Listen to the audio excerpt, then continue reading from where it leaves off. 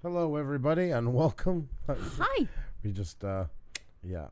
You know how it goes around here, guys. You know how it goes here. Well. Let's start with sorries about everything. That's right. So let's get the unpleasant treats out of the way. Great to have each and every one of you here. And, oh, there, our music kicked in. My hair stands right and straight. See? That's absolutely awesome. It's better to say it than pretend that nobody sees it. I'm sure it's quite funny. Hello, guys.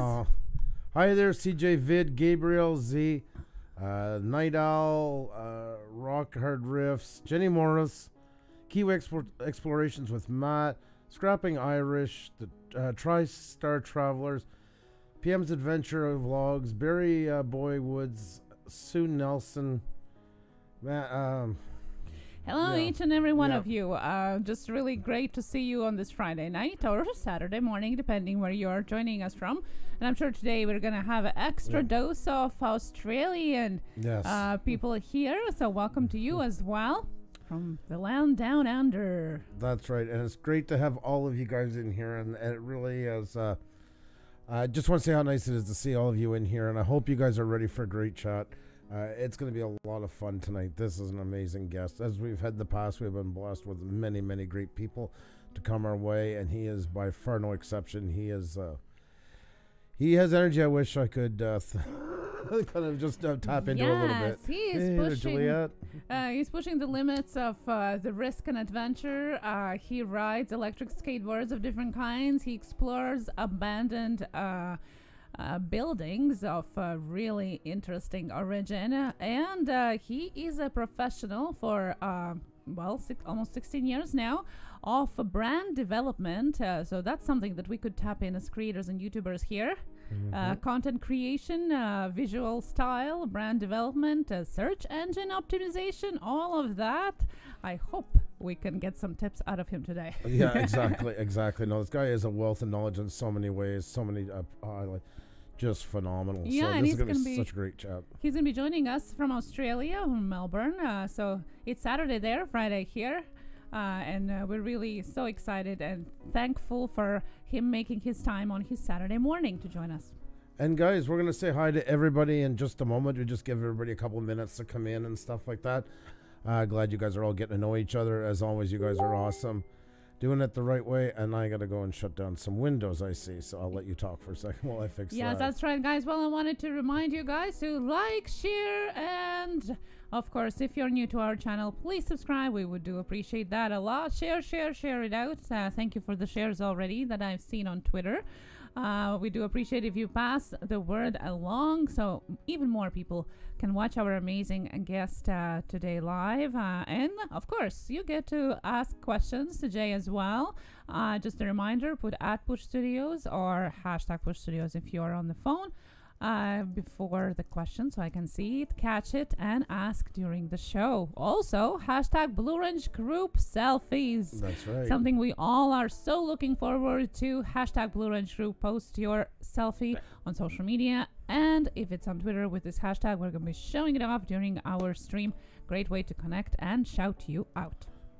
Oh, sorry. I just had to close the one thing, and you were doing so good. And I wanted to welcome everybody that is just new here as well, joining to our chat. We are a husband and wife team from Montreal in Canada, and we do live stream shows 6 times a week from Sunday to Friday. We have game night shows. We have Tuesday Tech Talk, and 3 times a week we have amazing guests here joining us. So hope you can check that all out. All information in our About section, and of course featured playlists on our homepage. Welcome to 3-Star Travelers who could join us again today. So good to see you. Ahab James is here as well. UK Scrapper is here. Mommy Shell. Precision Angling is here. And GFam. Well, Andrew's going to be calling you out, each and every one of you, in a roll call in just a couple of minutes. So don't go I would say, anywhere. we don't always say this way, but it's probably better we say call out their names, because calling them out means I'm going to get mad at them. Than calling you out. Andrew's going to be calling out your names. There we go. That's what He forgets that English is not my first language. Oh, and somebody always remembers it when it's handy. We got a ton of people in here, guys. You guys, I'm just looking at the numbers. We're already heading over 75 people in the chat. Keep it coming, guys. Please hit the like button and please tweet it out. An awesome guest. Hey, you have a couple of friends you think might want to come and hang around and listen. That would be awesome. I promise we will treat them well, wrenches and all. And that has been the best way for us to grow, has been word of mouth, thanks to all you awesome people. And anybody new in here tonight, I just want to say a big hello to you and welcome to the show. So we'll get to our guests in a few minutes. I also want to bring up, guys, that we do have our selfies. Anybody who's new here as well, and anybody returning, we'd love to see each and every one of you. Here's a link for our Blue Range Group selfies. Take a selfie of you watching us, and if you can't do that, a selfie of you. Please upload it using our Twitter link, and make sure to use the hashtag included Blue Range Group so everybody can see you. If you have merch and stuff like that, it's an awesome place to show it off. That's where you can really self-promote. Can't do much in here, but there you can. Throw on all that merch, take a shot, show everybody what you got going on. So That's right. It's a great place to connect with each other, and you can follow each other on Twitter and connect with each other there as well. Don't keep all your eggs in one basket. Connect with each other outside of YouTube as well in different social medias, and that's a great way of doing that. And of course, we like seeing your beautiful faces out there and on our screens as well. Getting to know you guys beyond the names of the channels. We're all humans here, right? I just want to say to which one was it? Sorry, no. This is why I shouldn't do this. I'm looking for you, Mower Man. I'm just looking. I didn't see anything on Facebook. 8 I'm sorry. I was kind of rushing here at the last minute to get ready, so I do apologize. But I'll try and look after. Thank you so much, though. Ben Coombs is back as well. Yes. I caught the very end of your live streams the other day. I just was lurking in, but it was amazing, though. Hope I can catch another one soon. Definitely. Yes, definitely. Thank you so much for letting us know about that. Kiwi Explorations with Matt. Hello. Welcome, everybody new just joining us here. Let's see. I'll give it 2 more minutes and then I'll call everybody's name. So I want to say hi to you guys, and we really appreciate you guys here. Guys, there's an amazing group of channels in here. So much talent in the room. And this is the nice thing about these interviews tonight, is seeing somebody that hopefully inspires you, makes you think about new ways of doing stuff. That's the whole point, is to grow by each other, bringing each other up. And this is definitely a guest you're not going to want to miss. So it is it's a treat for us to have him, and I'm sure you guys will find him an absolute pleasure as well. Good. Hello there, Tunda. How are you? I'm just looking through, making sure I put in all the right links. Is there anything else, Hun, that I forgot to add? Well, we still have our special merch available this week, ending just in a couple days. So jump on the wagon of Kill with Kindness. Our special limited edition merch is available, and we have leggings, we have posters, we have t-shirts of all different colors, and just amazing things there that you can buy for yourself or for your friends. Kill with Kindness. We are going to put the link in the chat as well, and of course our regular #Blue Ridge group merch available as well. All the links in the description, as always, available for you guys. And just again, like, share, and if you can, subscribe if you're new. We would really appreciate that. We do like getting to know new channels, new people behind the channels here as well. Ben Coombs says, yeah, my co-host got ill and actually fell asleep during the show. Yeah, wow. That's one you don't hear every day. Maybe I should rewatch it from the beginning. Now it's it's like, I want to see this now. No, I hope he feels better, though. I hope he feels better. There's Andrew ATGH Travels, one of the channels that supported us right back in the beginning when there was barely any channels to be found in this live stream at the end of March last year, when there was 3 or 4. Andy was one of them, and it's so awesome to have you in here, my friend. Thank you so very much. And much love to you guys. It's nice to see you in here as always. Thank you, Andrew, or family, I should say. So yes, my apologies. Yeah, guys, I'm going to start calling out everybody's name. We're at 85 right now and growing, guys. This is so awesome. I hope you guys are ready for a great chat. You do not want to miss this guest. He's got a big channel, guys. I just want to stress that with you. And a great channel, and he's got tons of advice on everything. The boards, the web. He's gonna be a fountain of knowledge. I'm sure of that we're gonna have no shortage of things to cover. I don't know if we'll have time, as it says, to cover them all, to be honest. So there's a little look at our buddy here, Jay Boston. So you do not want to miss him. It's gonna be fantastic. And he is, he's just always on the go. What can I say? Yes, that's definitely going to be one of the questions of how he gets all that energy there. Where he takes it from. We want to know. I'm rusty tonight. Sorry about that. Well, that's okay. It's Friday, guys, and TGIF for you guys in North America, and happy weekend for you in Europe and in Australia. Jelly Duck, hello, good to see you too here. There he is. Chalky Orange, welcome back. All the way from Kuwait. Good to see you, my friend. Great to see you. What are some cool new channels you've seen lately? Well, actually, I really like, and I often go over to A. Joey's Twitter. Why? Because I started to call him a talent finder. He finds amazing channels to follow and check out. Actually, in fact, our next week's guest is going to be one of his suggestions on his Twitter. So today I got to get to know an amazing channel, a photographer who Dale Arusian, which is amazing. He did amazing time lapse and photography. It's just amazing.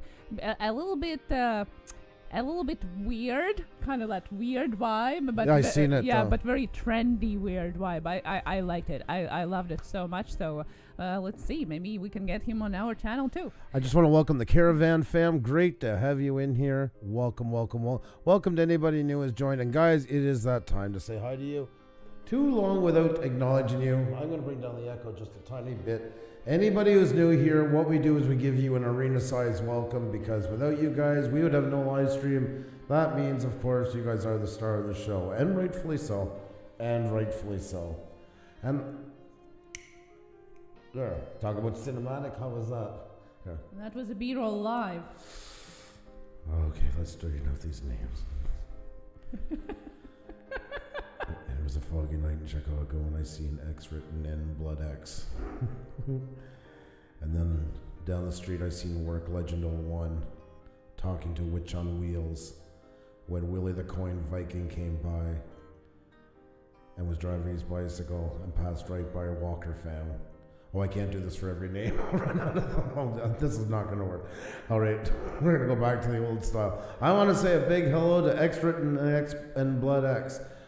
Work Legend 01, Witch on Wheels, Willie the Coin Viking, Walker Fam, Vexicor, UK Scrapper, Tunda Wanamaker, TriStar Travelers, Tootsie Rolling Stone Travels, Too Fat to Hunt Outdoors, The Mower Man 82, The Night Owl, The Mixer, The Cryptics Collection, The Irish Train Guy, The Caravan Fam, Sue Nelson, Soft-Spoken Hennessy, SoCal Oki, CeeLo Rose, Shane Rito, Scrapping Irish, Rock Hard Riffs, River Life, Rebel Rocker, Rustorama Videos, Precision Angling, Pond and More, Patricia Sprinkles, Organic Gardening in North Carolina, Nevera Fam, Mummy Shell, Monkey Studios,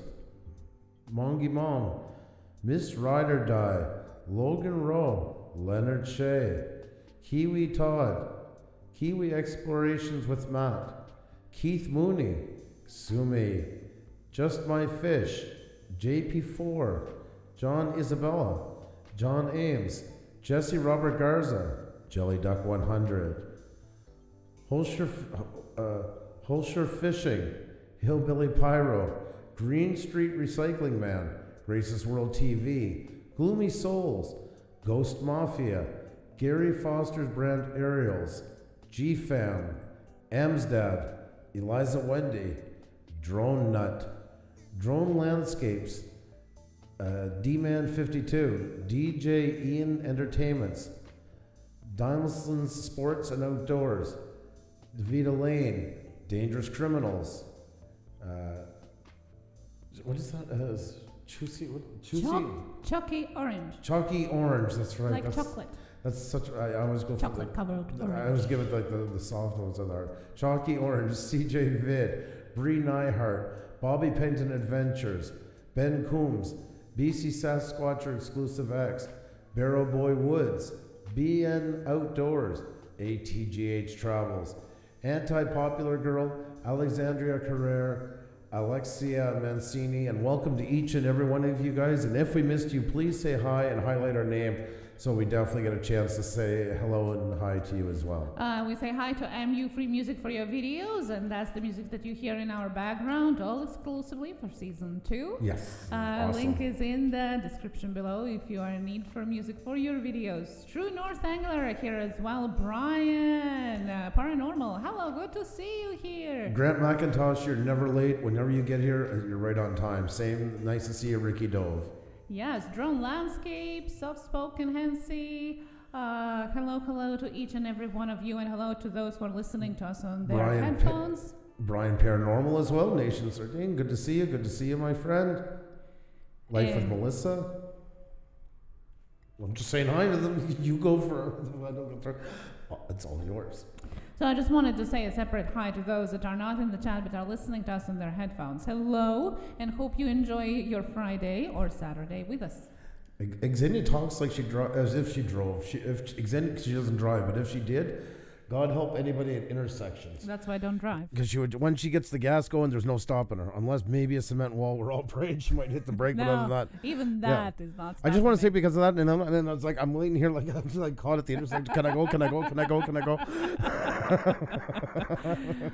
We have been married for such a long time. He's used to it. Don't worry, guys. We're celebrating our 54th anniversary this year, folks. Our 54th anniversary. And that's why he looks so young after 54 years in this marriage. That's right. It's my second marriage. I'm 106. And I'm a fountain of youth. Very humble, too. Keeps me young while I sit beside her and keeps my mind nice and mushy. Oh my. That's right. Oh my. Well, hello guys. Isn't that an amazing start to Friday?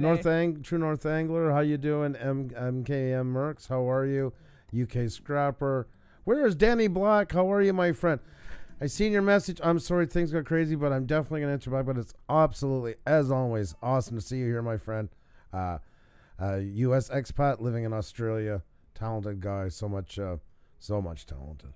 So talented. Yes, and thank you for all the messages. We're going to get back to them through the weekend, but we do appreciate them all. Thank you so much from all our hearts here. You guys are awesome to a whole new level, let me just say, so. And Nomadic Bike just confirms. He confirms that I am a fountain of youth. So thank you so much. Thank you, and thank you, Tootsie. It's always great to watch somebody's mind going by the moment. That's the nice thing about it. He likes to say that I break his brain. His brain hurts sometimes. It's like electroshock. Yes, that's what's actually. Yes, I'm going into the right direction. Jason NG, hello, good to see you. Queenie Todd, good to see you too. Vexicor, Miss Green Sam, hi. Amy G, thank you so much. Yes, please leave a like if you can. We would appreciate that a lot. And no, we're not doing a Spin the Wheel We're not doing the wheel tonight. Tonight is the guest night, but Spin the Wheel is back on Sunday. As always, 7 p.m. Eastern. All our schedule available in our About section. And our guests will be out, guys, in just a few minutes. But remember, it's not too late to put up your selfie, guys. A selfie of you watching us. If you can't do that, a selfie of yourself. Upload it to our Twitter using the hashtag Blue Wrench Group, which I'll put in the chat again for you. Love seeing you guys' faces. Always such a pleasure. There you go. There's the link. And I just have a little clip running of our guests coming on in just a few minutes. And we're looking so forward to sitting down and talk with them. This is going to be absolutely awesome. And that's right, guys. Just a reminder again to like and share. And if you're new, please hit that subscribe button. We do appreciate that a lot if you can. That's something we really appreciate, especially lately. So thank you so much if you can.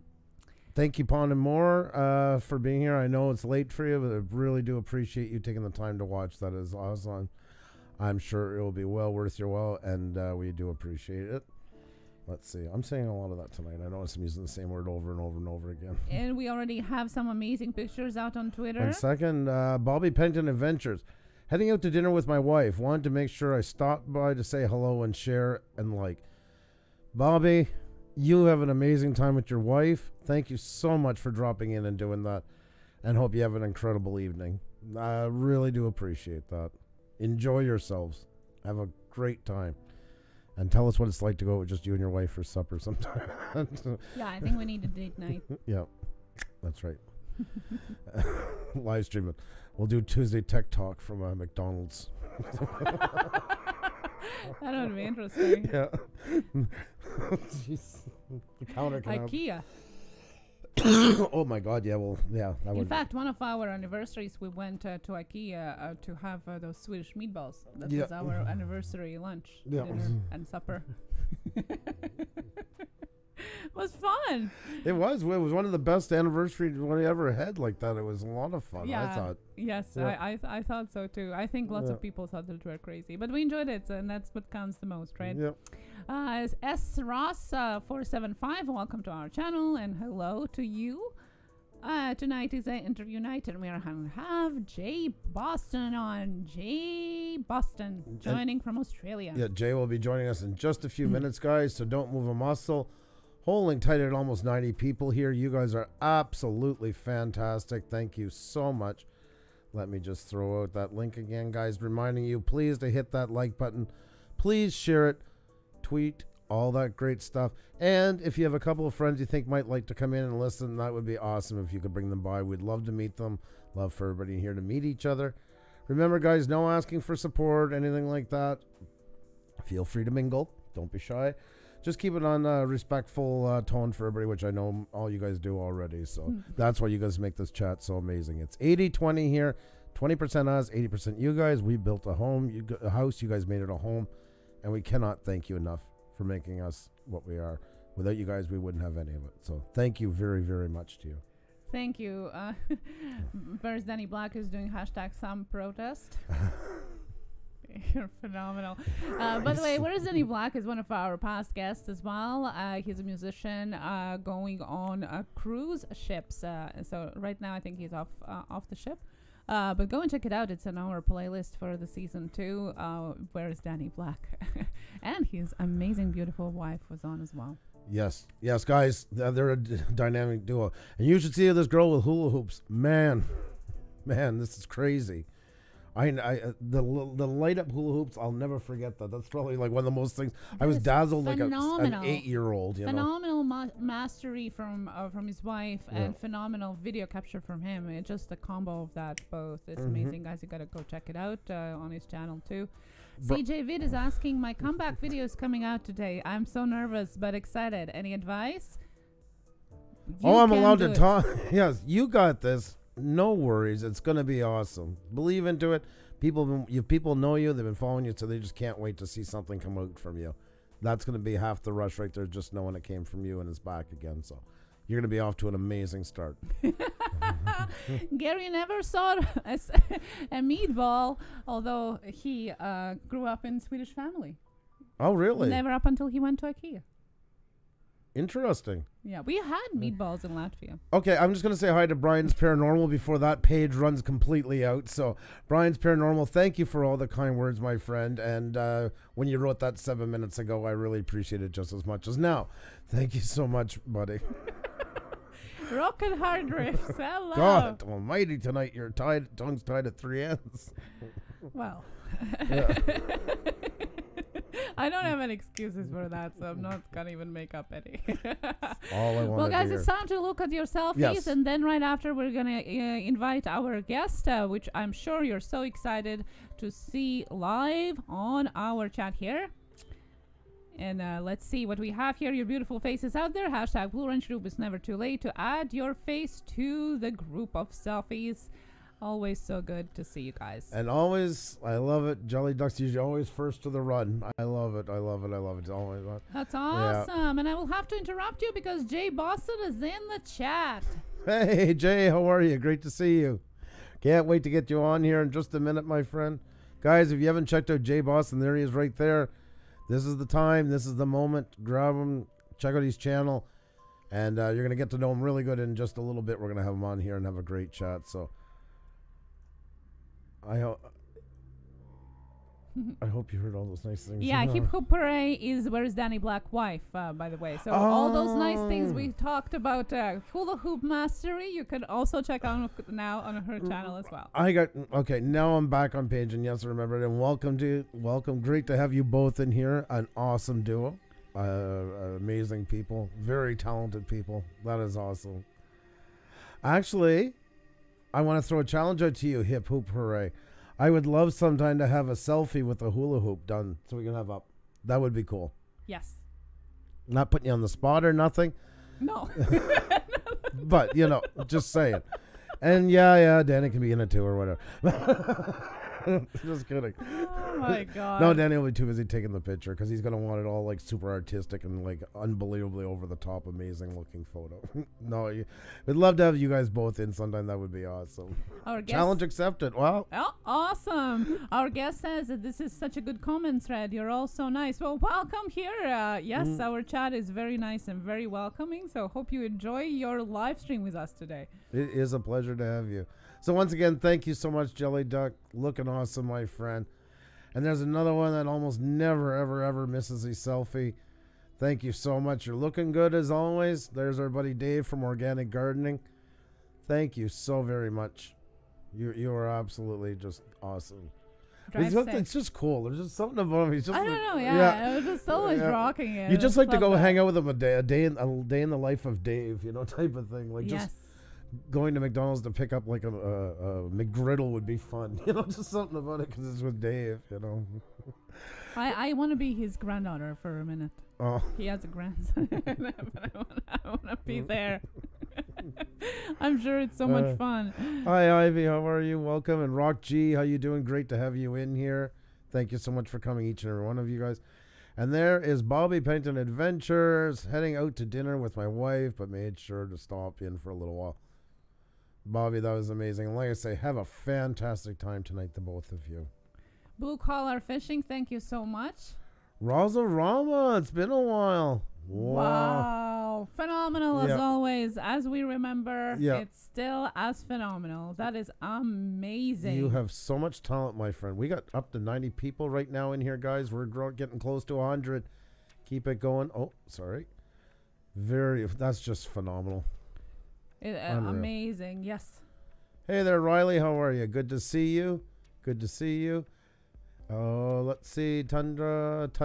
I always want to put the R in there. I'm so sorry. I guess living in Canada, I want to say Tundra. But it is great to have you here, Tunda. And thank you so much. Online with Pusa Studios. You don't want to miss it. Ah, thank you. Thank you so very much. I love it. And, Bree, how are you doing tonight, Bree? Oh, love Oh my God. Nails, look at that. Blue nails and Pusa love. Oh my goodness. I love it so much. That's awesome. Thank you. So awesome. Yeah, we love that. Thank you very much. Thank you. Honored. Thank you, Bree. Oh. And there he is, guys. Dean, look at that. Arizona Timeless Taurus. How are you, my friend?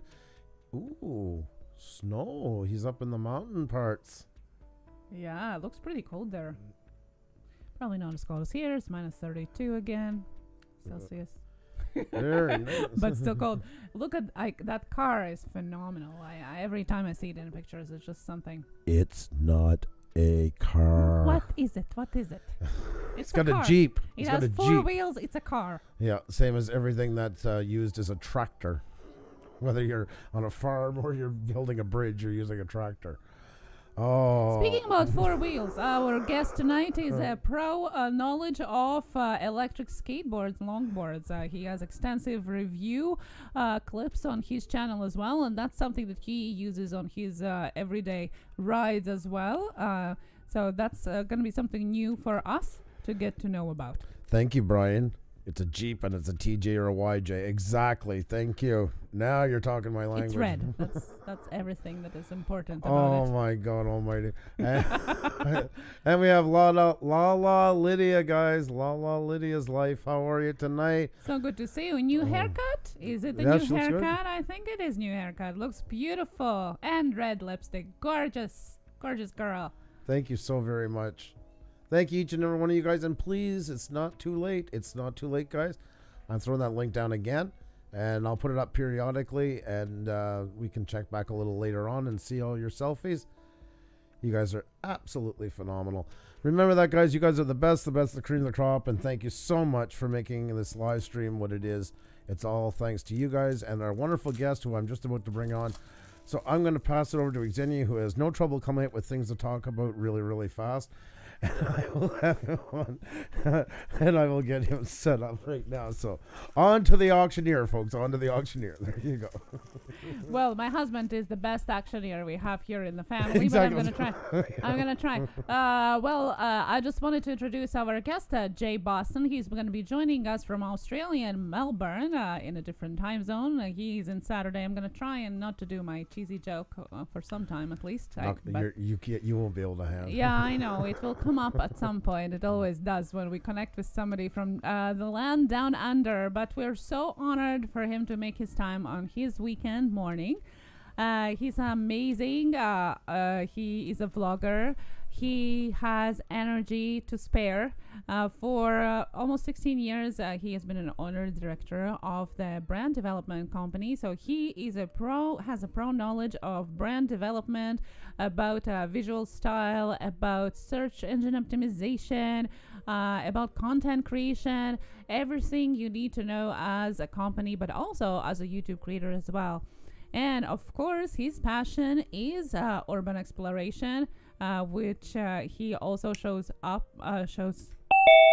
his channel, different abandoned locations all across Australia. Such amazing content, such an amazing man. We're so honored to have him on today. And guys, if I'm going to put the link in the chat, of course, of his channel, so you can go and check him out. And if you have any questions, please do ask them. Just a reminder, put @Puša Studio or hashtag Puša Studios if you're on your phone, so it colors orange for me, and I can save it to ask the questions during the chat. Do appreciate that. I'm going to try to ask as many as possible. And of course, don't go anywhere, as at the end of the live stream, we always send you guys to somebody really special and really amazing to jump to another stream from Puša with Love. So don't go anywhere. We hope that you enjoy your Friday night with us. And of course, like, share, and if you're new, press that red button. Yep. And thank you guys once again for coming. Thank you for coming tonight. I just can't talk tonight. That's why I do all the talking. Yes, and you do it so well. That's why I'm shamed by the master. So. That's why there's two of us here. That's right. Yeah. On that note, guys, speaking of the master, we're going to pass you over now to the master of energy. We're going to bring on our guest tonight. Welcome, my friend, Mr. Boston. How are you tonight? Hello. I'm good. How are you? Oh, I'm doing fantastic. And thank you so much for joining us. No problem. It's been a crazy morning. I've had a baby, a 3-year-old birthday party just around the corner from here. I screamed back here on an electric skateboard. Come in here. I've set everything up, and I can't wait to talk to you guys. It's going to be great. Thank you so much for making your time on Saturday. Yes. No worries. And Anytime. And what time is it for you right now? It's 11:30 in the morning on Saturday at the moment. So it's I've got the day off. So yeah, just chilling out with you guys. It's going to be good fun. Well, I owe you a big apology, but I have to give my wife a late birthday present. So I just set her up for her famous question. So there's your birthday present, hon. You get to ask away about the future. It's all yours. It's all yours there. It doesn't feel the same when you make me do this. Yes. Every time we have a guest from Australia, we had a guest from New Zealand, I ask about Back to the Future, of course. How is it? How is it a Saturday? The future's good. It's nice and sunny today. It's 23 degrees in Celsius. I don't know what that is in Fahrenheit for you guys playing out there, but it's great. Can't wait to see you tomorrow. There you go. That's amazing future for everybody. Happy birthday. Happy birthday. That's it. There you go. So now that those pleasantries are out of the way, oh yeah, I never thought of that. Thank you. It doesn't mean that it's going to be the last time I mention it. So I tried to get it out of the way. So my apologies to you in advance, Jay. It is so awesome to have you in here. And man, do you have a packed life, a packed channel, a packed wealth of knowledge. I'm not even sure where I'm going to start with you tonight. That's something I've been even discussing right up until we went live. I guess, first of all, just to give everybody a little bit of a round introduction about yourself. In general, you don't have to go back too far in life, but like where you're at now in life, what's going on, like about your channel. Sure. No worries. Yeah, so my name's Jay. I've got a channel, just youtube.com/JBoston, nice and easy. I started that about 3 years ago. I noticed not a lot of people were doing electric skateboard videos, and there were only a 2 or 3 major electric skateboard brands out at that moment. So I bought a skateboard. My first was this one called an Evolve Gen 2. It was a bamboo deck and it only had one motor on the back and it only went about 25 Ks. I know, I have no idea what that would be in miles, but I got it and I'm like, I want to film. And I'd seen like people like Casey Neistat out there doing his thing on boosted boards. Boosted boards here in Australia were super expensive to get over. They were like $2,500 to $3,000 Australian, which is about $2,200 US dollars, roughly $2,300. So they're expensive. And there was one brand here in Australia that was doing their thing called Evolve Skateboards. I did their reviews and they got in touch with me and it was great. It was really, really good. On the other side of my life, I've got probably 3 lives. I've got what I do on YouTube. Then I've got what I do full time, which is like you were saying beforehand. I run a digital agency here in Melbourne. So we work with big companies like BMW, United Petroleum. We work with Visi. We work with a whole bunch of really cool companies, but very small companies as well. We kind of prefer the smaller ones that give us a little bit more creative freedom. The other third of my life is my family. So I have a wife I've had for about 6-7 years, I think, something like that. And 2013. So what's that? That makes it 5 years. Yeah. Yep. We've got a baby boy. He's 2.5 years old. You've probably seen videos of him. Recently, he was out on the back of a skateboard on a baby trailer, cruising around at 30 Ks an hour. That was good fun. And then we have a baby due in about 8 or 9 days. So little baby girl on the way, which is quite interesting. I've banked up a whole lot of YouTube content, so it's all scheduled. It's all ready to go. So whenever it pops, don't worry, it'll all still be pumping. But yeah, that's where I am, and I've been doing my business now since 2001. And actually, on my business registration certificate, it's September 11, 2001, which is kind of weird. Really? So which it's kind of sad, but at the same time, I was trying to grow things while other things weren't. So I don't really talk about that too much, but from there, I've got about 10 guys working for us. We've got designers, coders, strategists, project managers, that kind of thing. So yeah, it's busy. The thing that I find, and obviously my wife and my kid want to spend time with me, and then the YouTube guys want to spend time. We've had to kind of tone down Creator Cast because of us. I'm busy. Some of the other guys are busy. Danny's doing his own live channel. Bennon's doing his own live channel. We're all kind of kicking it that way now. So you might have noticed that, we're not, we haven't done any live feeds yet. We're not kind of sure when, but we're all doing our own thing and just trying to, be unique and be different. And if you aren't part of Creator Cast, you can go find it if you want. But I think you guys are on it. I think you guys are on the Facebook chat group thing. So it's good fun. So yeah, that's me in a gist, I guess. Well, that's a lot to be doing. Yeah. I don't even know how you keep track of it, to be perfectly honest. It's nuts. And then, you've got, so my YouTube channel isn't just me. I'm the one that presents the content, but I've split it in half, like you probably know. On half of it is the electric skateboards. If I can toggle my camera, I'll try and do it for you. I'll show you just a little bit. That over there is my little electric skateboard corner. Wow. You can probably see in the corner there's about 20 electric skateboards. There's a really big one, that one underneath the big TV there. They're all, and underneath there, every single electric skateboard has its own little IKEA case. I heard you talking about IKEA before. Yeah. And they're all labeled. They all have their own chargers. They all have their own instruction booklets, remote controls. You have to have that kind of stuff there and set up that way. So if you need to ride a board or if you need to compare a board, you just grab those buckets, you grab the boards, and you're out doing what you need to do. But I've got, there's like 20 or so guys that contribute to the channel that you don't see, that contribute to rides. And then on the other side, the abandoned building stuff, which I've noticed a lot of people in the comments are keen to hear about. That's been going for a couple of years too. And again, there's about 10 to 15 guys that I regularly communicate with. Scotty Muir, who I think you guys know of, from YouTube. He does very similar stuff to me. We caught up about 2 years ago, knew that we had a common interest. He does his own explores, I do mine. We kind of compete against each other, which is good fun. We do our own explores together. There was one recently that I haven't put out yet, of a huge paper mill that's about to be destroyed. But he's in it, and we're all in the background, kind of like you guys and what I've done with you about setting this up today.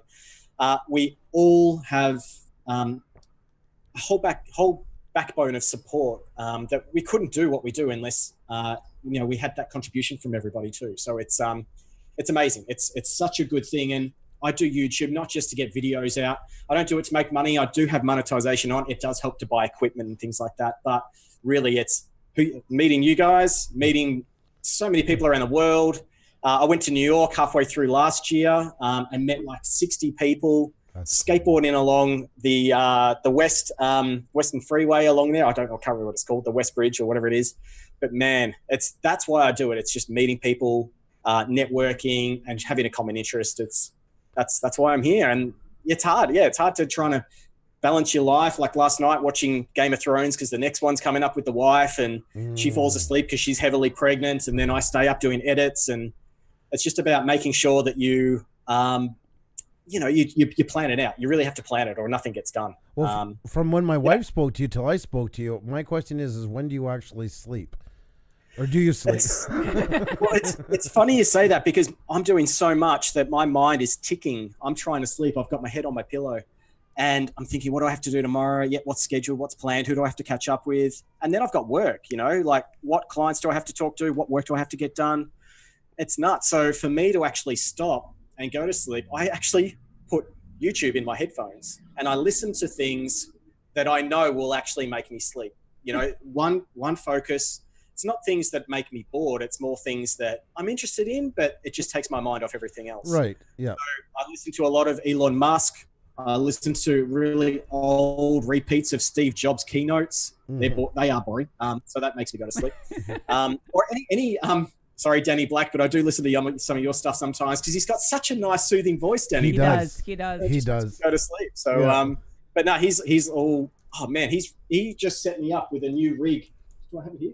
Yeah. I don't carry around a massive camera anymore, but Danny, he's given me so much inspiration, so much passion. This is my new rig.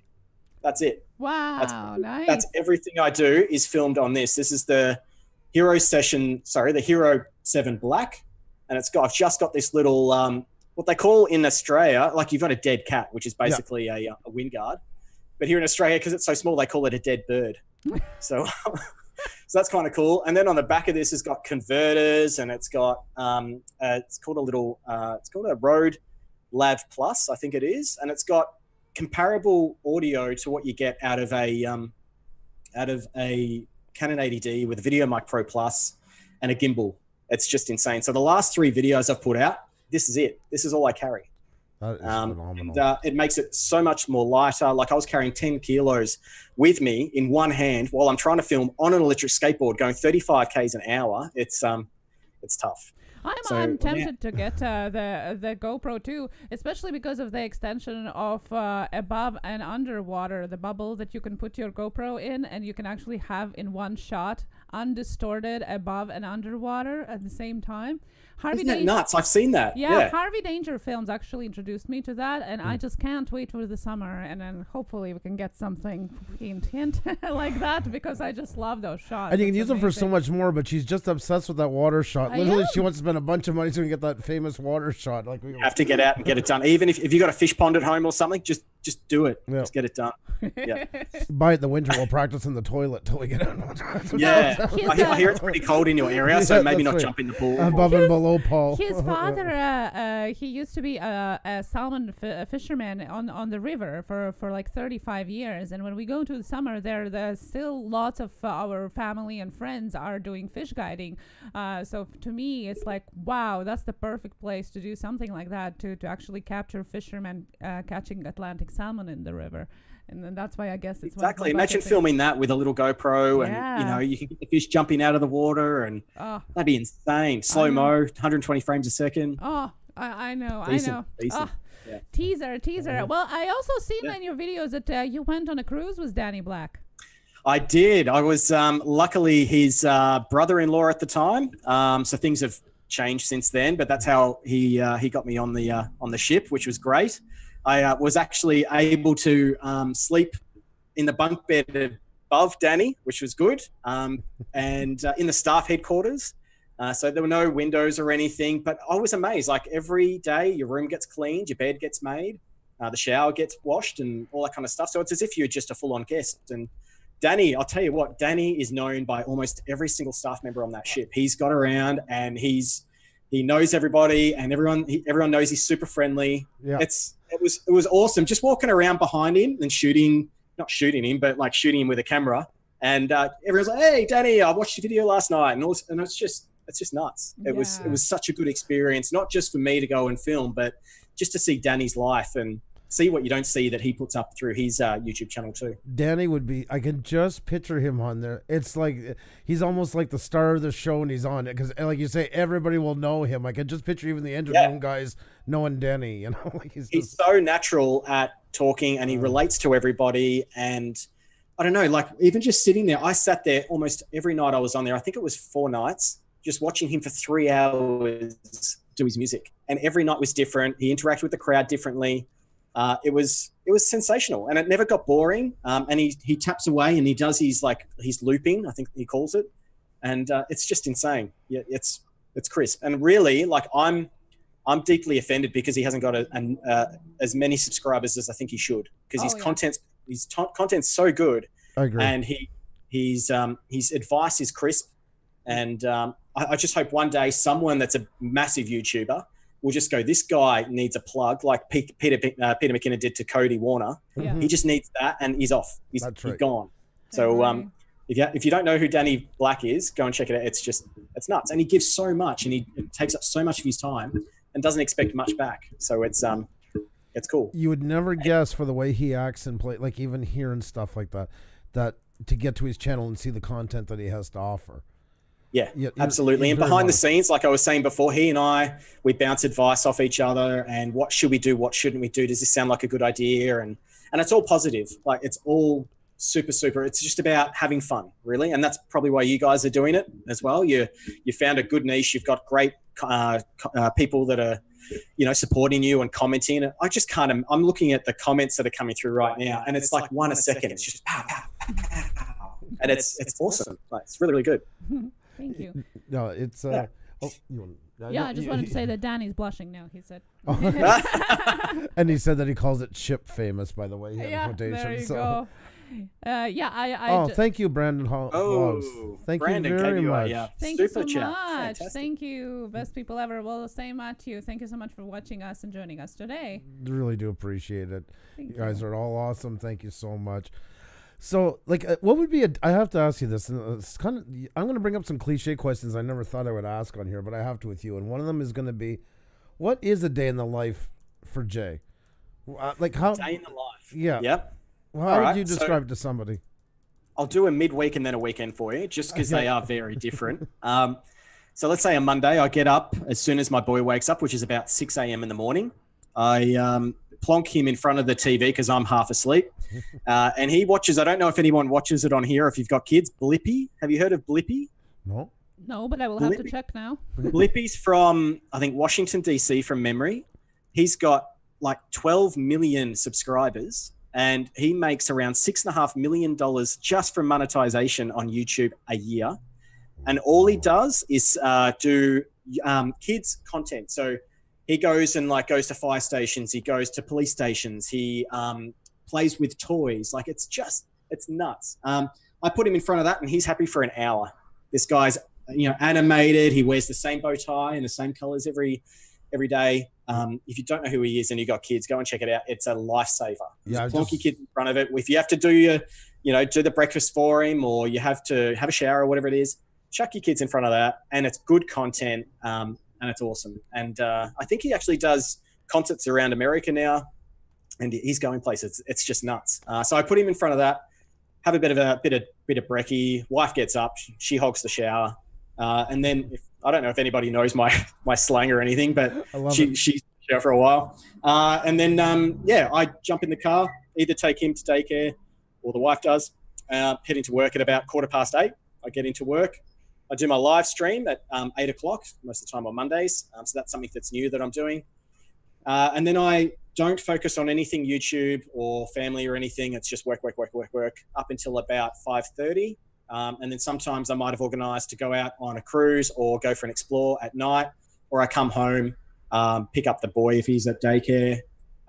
The wife and I, we have a chat. All the phones pretty much go into a drawer. The watches come off that have got notifications. And we spend a couple of hours just together, put him to bed. 8:30 roughly is when he goes to sleep. We get out our phones, we quickly just check everything's cool. We write back to family, all that kind of stuff. And then we have about a couple of hours together.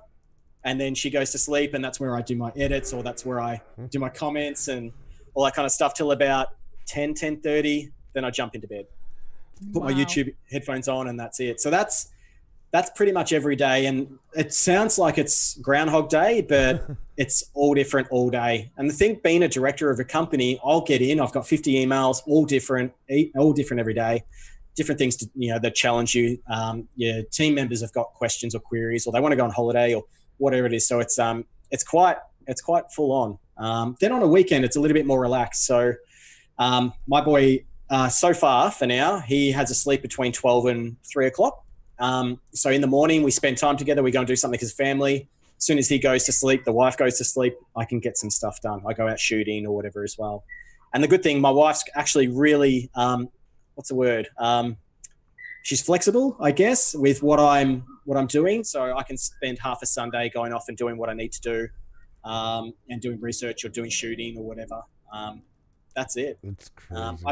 I've had to tone down the amount of videos that I'm posting too, because we've got baby number 2 coming. Yeah. So I'm doing one live stream on a Monday, and then putting up a video on a Thursday or Friday, and that's it. And I've got 10 or so videos in the bank ready to go. Every so often I'm like, should I push one out? But then I know that I'm going to need that once the baby comes along and all that. So it's even just listening to myself talking about that, it's pretty full on. I don't realize. Wow. I've been doing it for years. So yeah. Wow.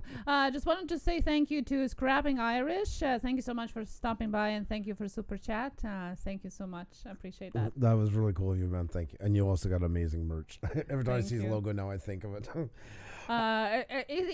Is it the organization of it, or the more you do, the more you can do, that lets you do so much? I didn't used to be organized as much as I am now. I'm thinking like a chess player, like 4 or 5 days in advance of what I'm doing. For instance, you got onto me, I think a month back, and then we started planning it out a bit more 2 weeks back, and then we got pretty hardcore a couple of days ago. So a lot of things, like you probably know, they don't end up eventuating. You have some of your guests that cancel on you, or one of your mates is sick that you're going to go exploring. Things like that pop up, so you got to be ready for plan B every so often. I seem to just organize it as I go. Between my wife and I, if you've got an iPhone, the notes thing on there is really good because you can share notes, and we have tasks. I'll try and show you some of them. We've got a task list between us of things we need to do around the house, or where is it? I'll try and find it for you. But that kind of stuff keeps things good. So yeah. So I don't know if that's going to work. My things focus, but there's like 25 things that are on there. Some of them have got ticks on them. So it's a family organization, like shit. Yeah. Oh, cool. So if I get a spare moment, if I've got an hour before she gets home or whatever, then I can come in here and see what she wants me to do. She wants me to paint the front fence. She wants me to put a new washing line in. She wants me to clean the inside of the car out, like just little things. But we've both figured out that if we don't have this here and someone asks you to do something and you don't, it boils over and it creates a fight. So by having this here, we just know what each other's expectations are. We can still do our own thing, but we know that those little things will make sure that we're happy, and that, we can do all this other stuff that we do. I mean, she goes to the gym. She hangs out with her friends a lot. They go to the movies. She's got a mother's group. So she's not probably as busy as I am, but she's doing her own thing too. So it works. It works really well. Well, that's the thing, and with a busy schedule, those little things are easy to get lost in the mix if you don't write them down. Totally. Like even something small, like sweeping the floor. My wife Soph, little things really get to her if she asks me 100 times to, and it would, right? But if she walks in the house barefoot and she can feel dirt underneath her feet, you don't want to know it. You don't want to know her. So I just make sure that before she gets home, that gets done. And you probably have something similar going on. Is there like little things that annoy each of you? Oh, of course. Oh, yeah. I just love this system that you guys are having, because I'm sure it's easier to write it down in there and know that the other half is going to see it, then sometimes ask, because you just don't want to naggingly annoy someone all the time. The good thing about the notes one, if you've both got iPhones, is that notifies you if someone's made an update. So sometimes it'll say, oh, Sophie's ticked 3 things off the list. And I'm like, yes. Or it'll say, well, the bad thing is she's added 5 more. That's what I was going to ask you.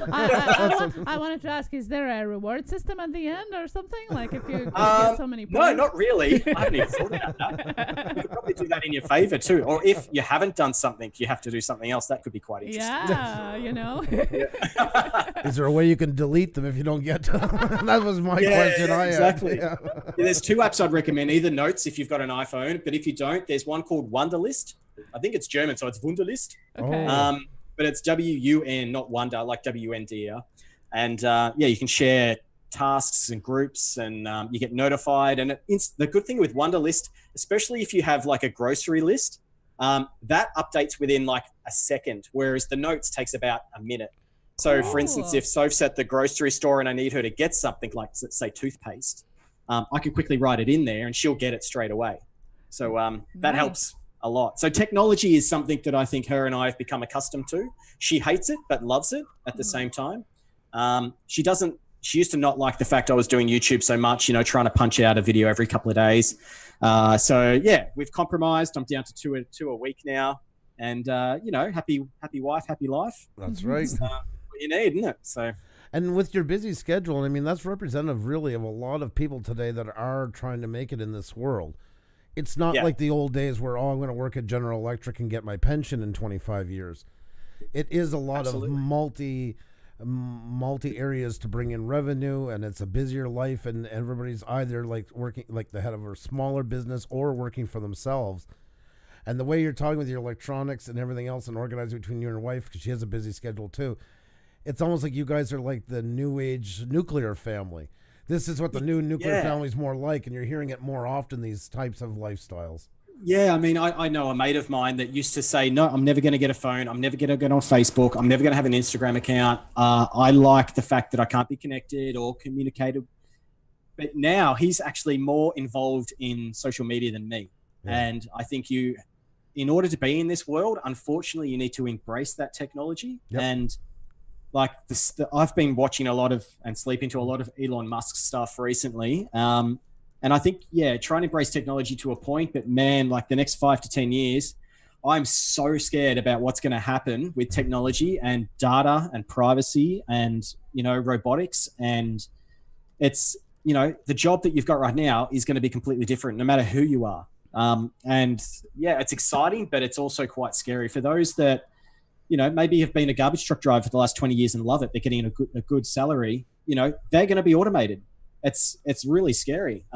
What's that guy going to do? That's the only skill that he's got. And he's 5-10 years from retiring. It's terrible. And so I think, Elon Musk keeps saying things like, we need to have some kind of board or body that makes sure that humanity is maintained. It's not quickly overridden. Like we don't want Terminator 2, for instance, to happen. That's the kind of things that I kind of think about and worry about, especially it's just scary. Like I think we're in this world at the moment that is going to change so much. And I don't think anyone's going to be ready for it. Philosophy and ethics are going to be just as important as technology because they're going to be needed for this transfer. Those are going to be heavily needed areas. We were talking about that the other day again with electric cars, and I mean how the whole thing of, if there's an accident unavoidable, whose life is going to be the one chosen to be taken. All these things play into the way technology is starting to creep more and more into making the most crucial decisions of our lives. So absolutely, and with that too, I get really nervous that people don't appreciate what's coming. I think it's going to be super, super scary. There's going to be drones flying around delivering parcels, but they're not going to be just doing that. You'll be flying drones. You'll be in a drone, or you'll be, I don't know, anything that you can pretty much think of, I think is going to happen in the next 5 years. And especially once the AI thing is just super scary. That's what I'm nervous about. And I'm really thinking about creating some kind of additional channel or something just to talk about it and try and get that going. And because like the more and more I think about it and about the future and where this is going, and I think Elon Musk is trying to create Mars as a place that won't have robots. That's what I think should happen. Is that's going to be our exit strategy, right? Away from what we're creating right now. And do you guys happen to watch Silicon Valley? Like, have you seen that TV show? Oh yeah, I love Silicon Valley. Yes. Yeah, they touched base on that in the last season, and they had the woman robot, with her face, and she learned over. Oh, that's scary, and they shut her down, and one of the guys became romantically involved with her, and it's crazy. Everyone's talking about this gender debate right now, and it's going to be what a robot's going to be, and yeah. So. Well, I mean, the brothels are starting, in here in North America, at least, and in other places. I know already in Asia, they're establishing the brothels that are going to have robotic dolls. And the big debate is on, is it just promoting more? Is it safer for the women to take them off the street and have these dolls available? Because then is it considered cheating? Well, yeah, that's what it's all coming down. And that's where the philosophy behind all of it and the ethics behind all of it come into play. Yes, you can build it and it's there. But what does it mean? Because we've never had to deal with this in the history of mankind. And that's going to be up because they just busted at the border, I believe. Yeah.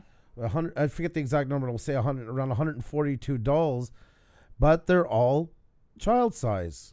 And this has brought up an even bigger debate. Is this legal?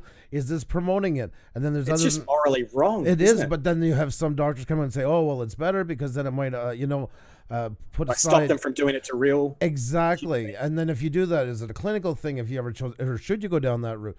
We're not even prepared for the pardon my language, the shitstorm that's about to hit with technology. Yeah. We've been having blinders, and you're right, a lot of us do, not seeing how much of a mess we're going to be through till we get adjusted to our new. It's crazy. world. I mean, one thing that I think is it'll be completely gone will be sport. Because you think about, there's now a robot that can beat the best ping pong player in the world. Yep. Then they've just made one almost ready to be to compete against Roger Federer in tennis. So it's, and what's the point of watching humans when there's something better out there that is more skilled to spectate? It's just wrong. I mean, I think people will want to watch humans because there's that human approach to it, but it's just phenomenal where things are going to go. Like, why would you play chess with a computer? Because they're always going to win. Yeah. Like it's I don't know. Like that's where I'm concerned. Well, it will it will be kind of like the movies and starting to pit machine against machine instead of person against person.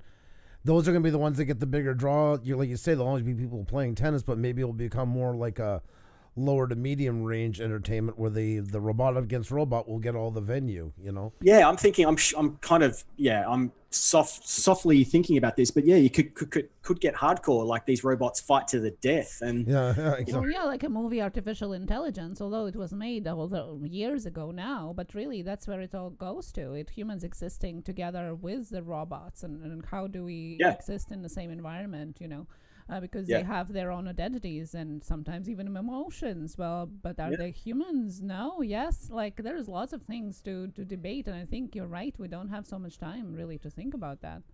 No, and that's where I think, like, for the next 10 years, I even think to myself, like, my job probably won't be around. We code, we design. I think that's one thing that they say robots will never be able to do is be creative. Yeah. So I think that anyone that's out there that's thinking about going into uni or learning something, I'd choose something creative, because I think humans will want creative things. They'll want colors, they'll want style, they'll want that kind of thing. And I think that's one thing robots won't be able to do, or artificial intelligence will be able to understand. And when they won't be able to do it, there'll be a craving for it. That's the other part too, to keep the emotional psyche together. So it's going to be more need than ever. You're right. It'll become a lot more sought after. It'll become like gold, someone that's very creative that can do something that doesn't require a robot. Yep. That's like patterns on a quilt, or a creative sign, or art, or soap, or whatever it might be. I don't think, because they can't taste and they can't smell yet. I don't know if they will be able to, but it's But even that is starting. I know on Twitter there is an account where actually a robot makes art. It's a artificial intelligence that basically feeds in all of the visuals of the day and creates an art piece out of it. It posts it every day. And I just thought about then, you just said artificial, like it's in its name. Yeah, so that's true. That is crazy. Never thought to put that together. Yeah, it is crazy.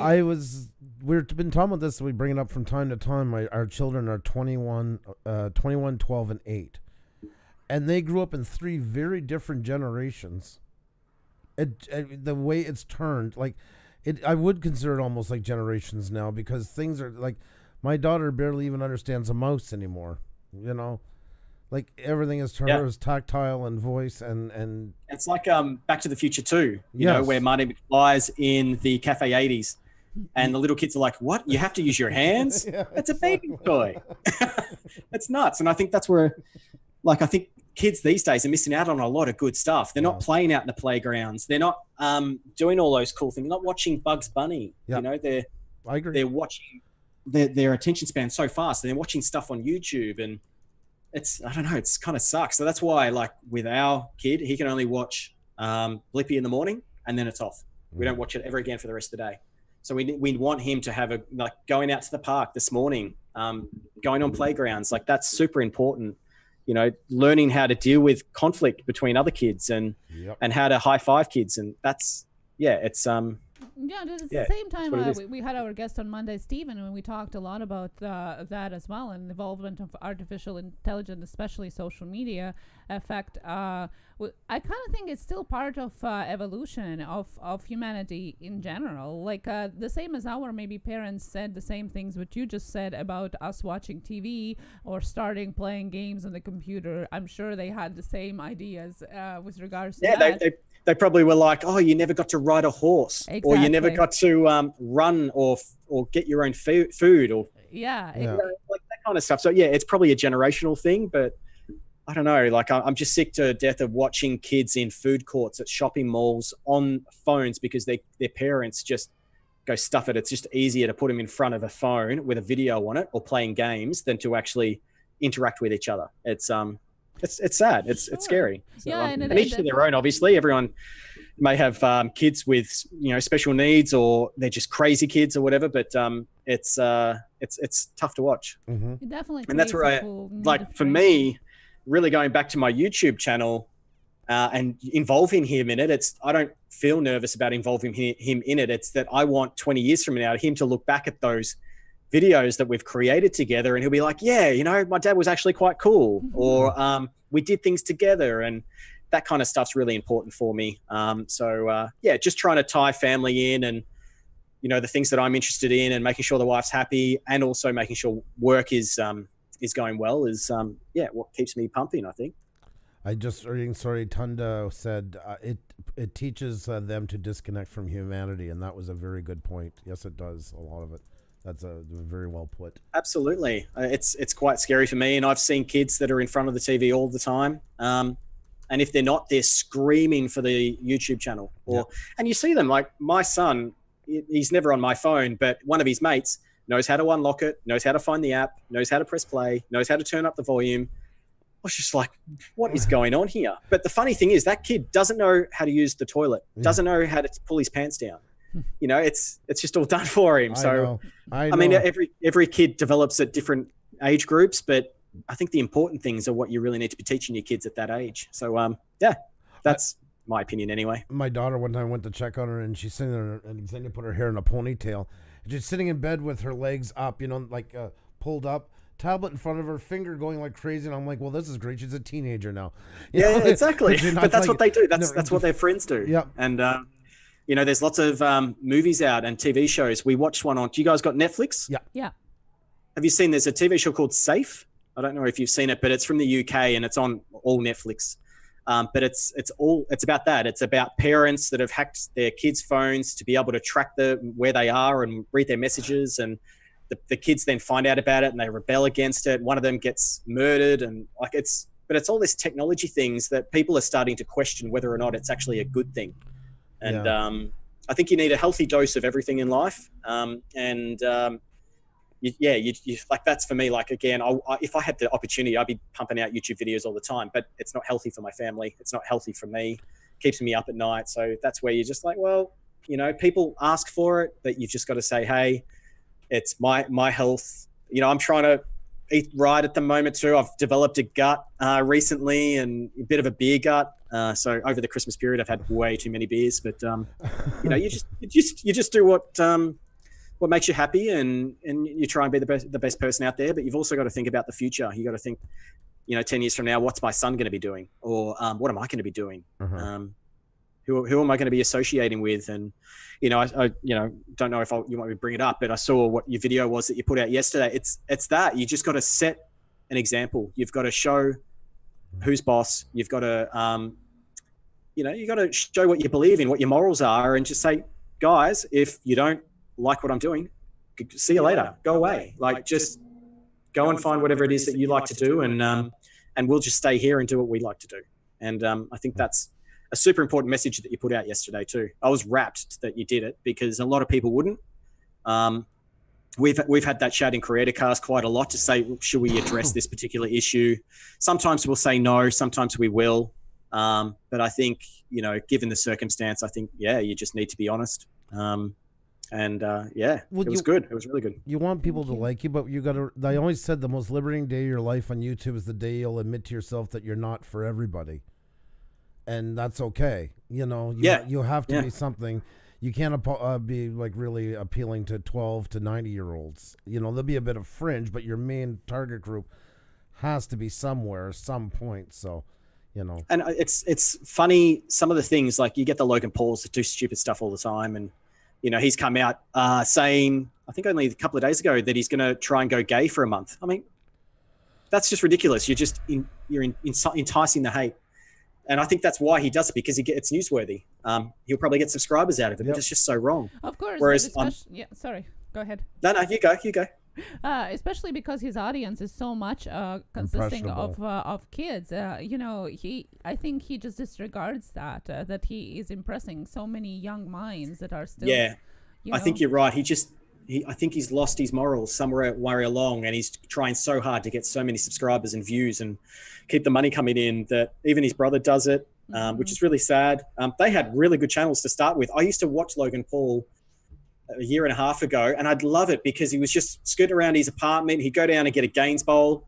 He'd be doing crazy things, but not hurting anybody. He was just having fun. Exactly.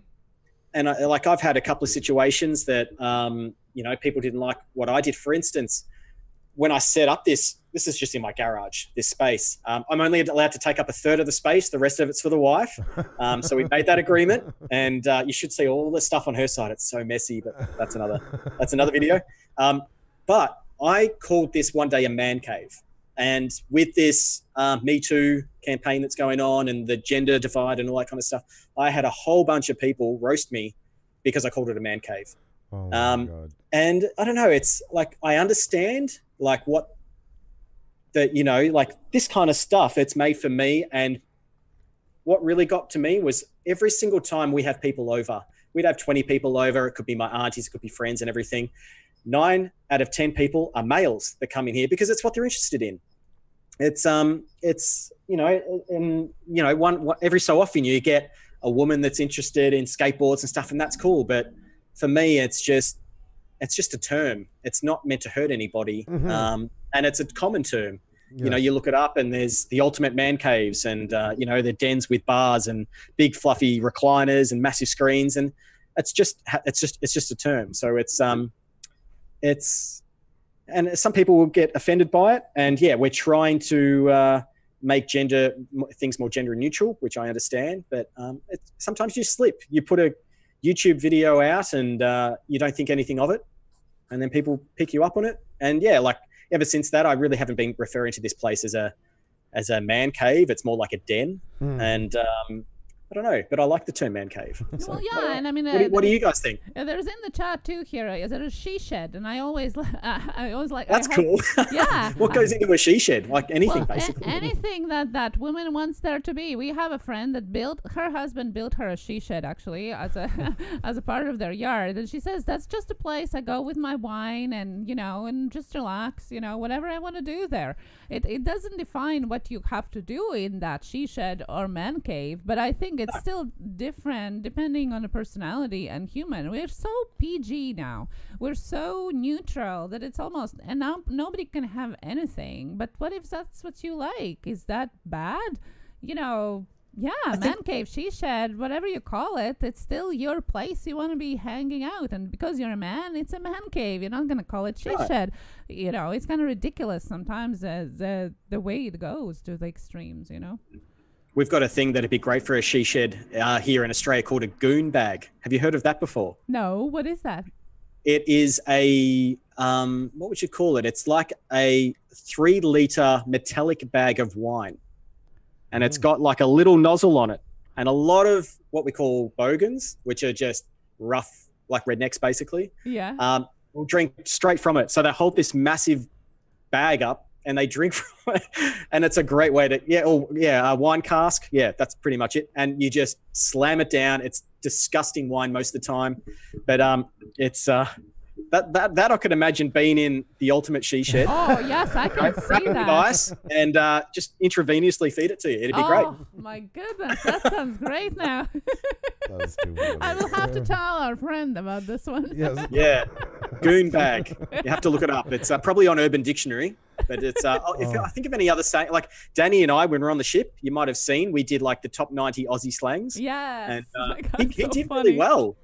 I think he got like 60 out of 90, which is pretty impressive. He assimilated pretty good. Yes. Yeah, absolutely. Yeah. But no, it's she shed or man cave or whatever it is. I think people just know it as that. Don't get offended by it, basically. So and the majority of most of those things never do. It's usually a more smaller minority, and men and women. Yeah. It's got nothing to do with that, depending on the topic. But it's totally Then like even here in Australia, and I'm sure you've got them over there. You've got women-only gyms. Mm-hmm. I've actually thought about rocking up and saying, "Yeah, I want to join." Wear a wig, put some lippy on, and just see what happens. Because again, that's not gender neutral, and again, like to even it out, about 20 or 30 years ago, Melbourne had a man-only bar. I can't remember what they used to call it, but it was on this street called Collins Street. And you had to be a man to get in. And men would be, smoking their cigars and having port and cognac and whatever and just discussing business. And, that got a lot of heat. Oh, and have a listen to this one. Traffic lights, right? Do you know when you're a pedestrian and you're crossing the road and you got the little man light, right, that's red and it goes green? Mm-hmm. We now in Melbourne, some of the traffic lights are female walkers. They're the lights now. Wow. Because that is we're a bit of a nanny state. That's what Melbourne's known for. Like if someone has something to complain about and there's enough people to complain, things change. Things get done just to say, cool, we'll sort you out. But it's just, it is what it is. I think you either agree with it or you don't. But it's amazing to see that this Me Too and this gender neutral stuff is actually getting some big ground. And I think it should. I think just be sensible with it, really. Well, that's the thing. It's like anything else, and the point is that hoping that the big issues do get covered, the ones that really do count. Unfortunately, when a pendulum swings, then everybody's jumping on board, and the more frivolous stuff seems to make the news headlines, and then that can sometimes even kill the good parts that were supposed to come out of it, for somebody. And that's kind of always been that way. Yeah. What about the word woman? Should we change that too? No. Well, there used to be this joke. I'm not sure if you know it. What does wife stand for? This is really bad. This is gender. Everyone's going to complain about it. So wife, WIFE, right? So it's washing, ironing, food, and entertainment. 1965. Yeah, exactly. Way back. I haven't told that joke. I heard it the other day, but yeah. No, you see, something just to break the ice and to have a bit of fun. Yeah, no, if we have about gender neutrality, like in Salzburg, they have, you mentioned about the traffic lights, they have little hearts there. So it's not a man or a woman. It's just little heart, red, yellow, or green. Perfect. Yeah, that's don't make it about the gender. Make it about something else. Perfect. Exactly. And then nobody's offended, and nobody has to hide because they're a man, and nobody feel extra powerful because they're women. I mean, if we are equal, then we're equal in all terms of it. YouTube, not YouTube, VidCon did something really interesting not last year, the year before, which we went to. They had a female toilet, male toilet, and a in-between toilet for everybody else. And it got huge publicity. And, even as just a normal, I won't say normal, just as a male, you're not quite sure if you belong in there. You know what I mean? Or because I am anything, like, am I allowed to go in? Or like, I don't know. You're starting to question a lot about, like, every time I go outside of my house, I'm really thinking about saying the right thing and doing the right thing, especially on YouTube too, because people just love to roast people, as you know. Oh yeah, but that's the thing. I mean, they are going to pick up on anything, no matter. There is going to be always both sides of it. So if you say one thing, there's always going to be somebody else. But that's the thing. That's what I said before. Like, equal should be equal. The bathroom issue that you're just saying, like in our schools here, actually this year they started to have that in all schools. So what they have is that most of the bathrooms are both genders together. Right. Schools. And how's that worked out? Like, I would think that some of these young testosterone-fueled kids would probably, take advantage of that. Well, that's what I was thinking, because maybe they won't. When I first seen that, I'm like, well, that would be really weird. I remember, like, me as a teenage girl, I would be so self-conscious. I wouldn't be wanting to go in the same bathroom that other boys are using, vice versa and stuff. But you see, they haven't been growing up with that. So for them, it doesn't mean a thing. For them, it's normal.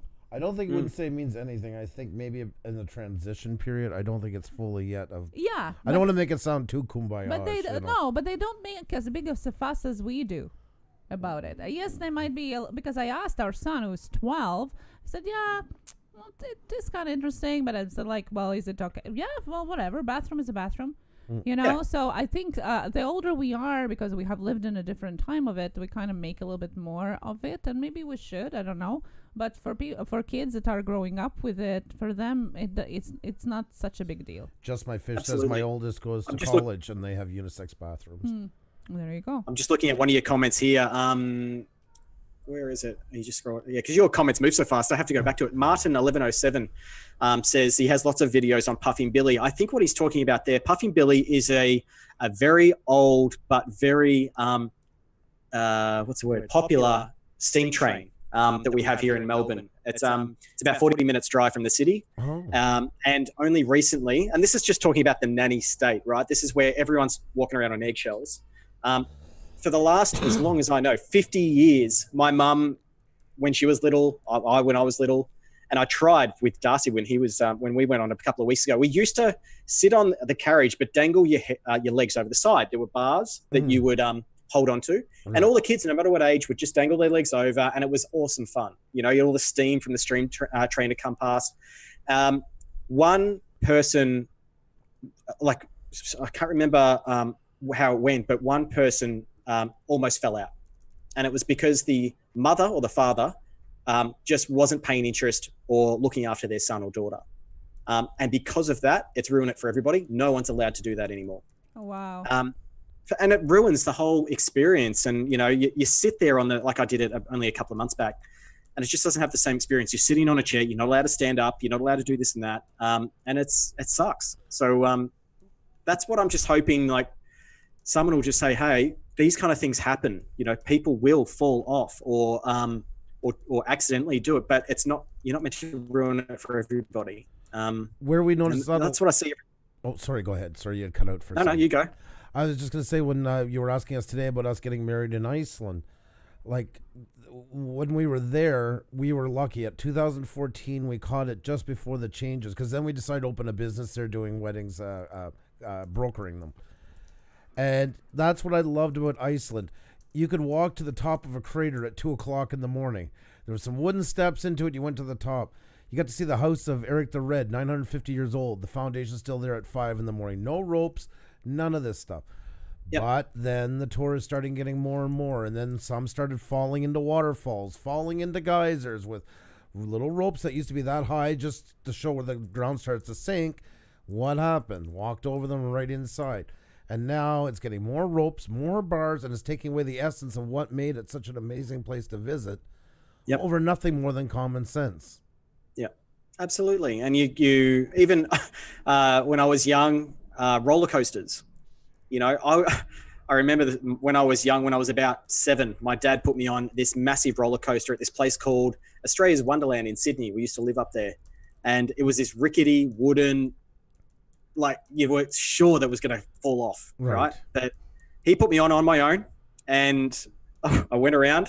I don't remember the experience because it scared the living crap out of me. But he said when I got back, I was like ghost white, freaked me out. Oh, no. But I went, and my legs were all over the place and everything, but I remember it. You know what I mean? So wasn't strapped. I wasn't like harnessed in, and I had a good experience. It was scary.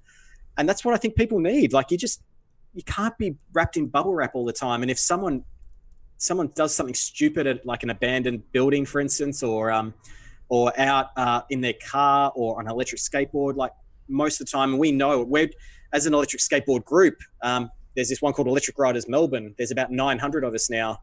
All of us are wearing helmets. We understand the law. We respect each other. And that's why the laws haven't banned them here in Australia. Right. Because I think we've got a very good understanding of it only takes one person to kill themselves here in Melbourne to ruin it for everybody. And that happened up on the Gold Coast, which is in Brisbane in Australia. And I'll tell you a stupid story. I mean, I do feel bad for his family, but he was in black, no lights, on a freeway at 10 o'clock at night. Oh my God. And skateboarding. And he got creamed. He got hit. And I mean, you just got to use your common sense. Like that, unless you're doing something stupid or you're just not doing it right, then it's going to ruin it for everybody. And that's why laws are coming in here in Australia, I think at the end of February, where I think they're going to set the max speed on a road on an electric skateboard to 25 Ks, and you have to be wearing a helmet. Wow. And that's a decent law. Yeah. Like that's actually suitable. That's fine. Yeah. Because you shouldn't, as a skateboarder, be going that much faster, because you need to be able to jump off at any stage. If you're about to hit somebody or a bike goes in front of you or anything, you need to be able to run it out, in other words. So, and yeah, so that's 25 kilometers an hour. You're already moving. I mean, you're not just standing still. 25 standing on a piece of wood with a motor onto it. That's a good speed. It's a very good speed. And you know, I've got a new board with the one that the baby trailer's on. I hit 62 Ks an hour only yesterday on that. Oh my God. I don't know what that is in miles. We could probably figure it out. Yeah, I'll check it out for you. Hey Siri, what's 62 kilometers in miles? 38.5 miles. There you go. So it's you can get very fast on it. That's crazy. It's quite scary. Wow, I would be so scared. I tried hoverboard, and after that, I don't think I'm gonna try anything related. No, try if you get the chance. There's probably a local skateboarding store or some. Just ask them for a demo. Ask them for a ride. I think you'll love it. It's a lot of fun. That's why the industry is rapidly growing at the moment. A lot of people are seeing the videos that a lot of us are doing and want to try it. But there are a lot of injuries too, which I'm making a video about at the moment, just to say, hey, be safe. Don't ruin it for everybody. Right. You know, respect the laws in your countries. Like for instance, in Amsterdam, that's banned. Anywhere in Holland, electric skateboards are banned. Yeah, Singapore. They've had for the last couple of years, they've had 25K max speeds. If you go over that and they clock you somehow, like if they read you as going more than that, they take the skateboard off you. It's gone. So it's there's lots of things going on around the world, and people like Boosted Boards, Evolve Skateboards, those guys, they're trying very hard to work with law makers to make it quite reasonable for everybody. And that's sometimes better to start off with them and do that before the government does go into nanny state mode or something like that, and then comes in with a bunch of crazy laws that they've had no chance to discuss with people who actually use it. Yeah. And I've seen that happen too. That's a great thing I've seen happen in Canada sometimes. Yeah. Drones went like that. It was crazy. Like they had laws. They just repealed part of them, by the way. Oh my goodness. You weren't allowed, like you're not allowed within 9 kilometers of an airport. Really, in my opinion, it should be about 4, because if a plane after 4 kilometers is still under 300 feet, you got issues a lot worse than a drone. But we'll leave that. Okay, we'll yeah, we're 5Ks here in Australia. You got to be within any helipad or airport. Yep. So that was like what it was here. But then they introduced other things, like you also weren't allowed where it was possible for any plane to take off, including a body of water. So that just wiped out almost every shoreline that didn't have every national park. Yeah, that didn't have any huge current to it. And any city, because all of the building roofs, of course, are helipads, especially here in Montreal. So there's nothing here that you can fly. And the other one they brought in was not allowed to fly around no built-up areas. And built-up areas could mean like 2 houses and a barn. There was no definition. It's crazy. I mean, for us in Australia, it's that you can't be within 30 meters of somebody or 15 meters within a city building. Right. But where we are, there's a helipad in Melbourne right in the middle of what's called the Yarra River, which is pretty much in the middle of the city, which means no drone flying in the city at all unless you have permission. Okay. And to have permission, you have to have a drone license. And a drone license, by the time you get the license, is about $3,500. So it's not easy.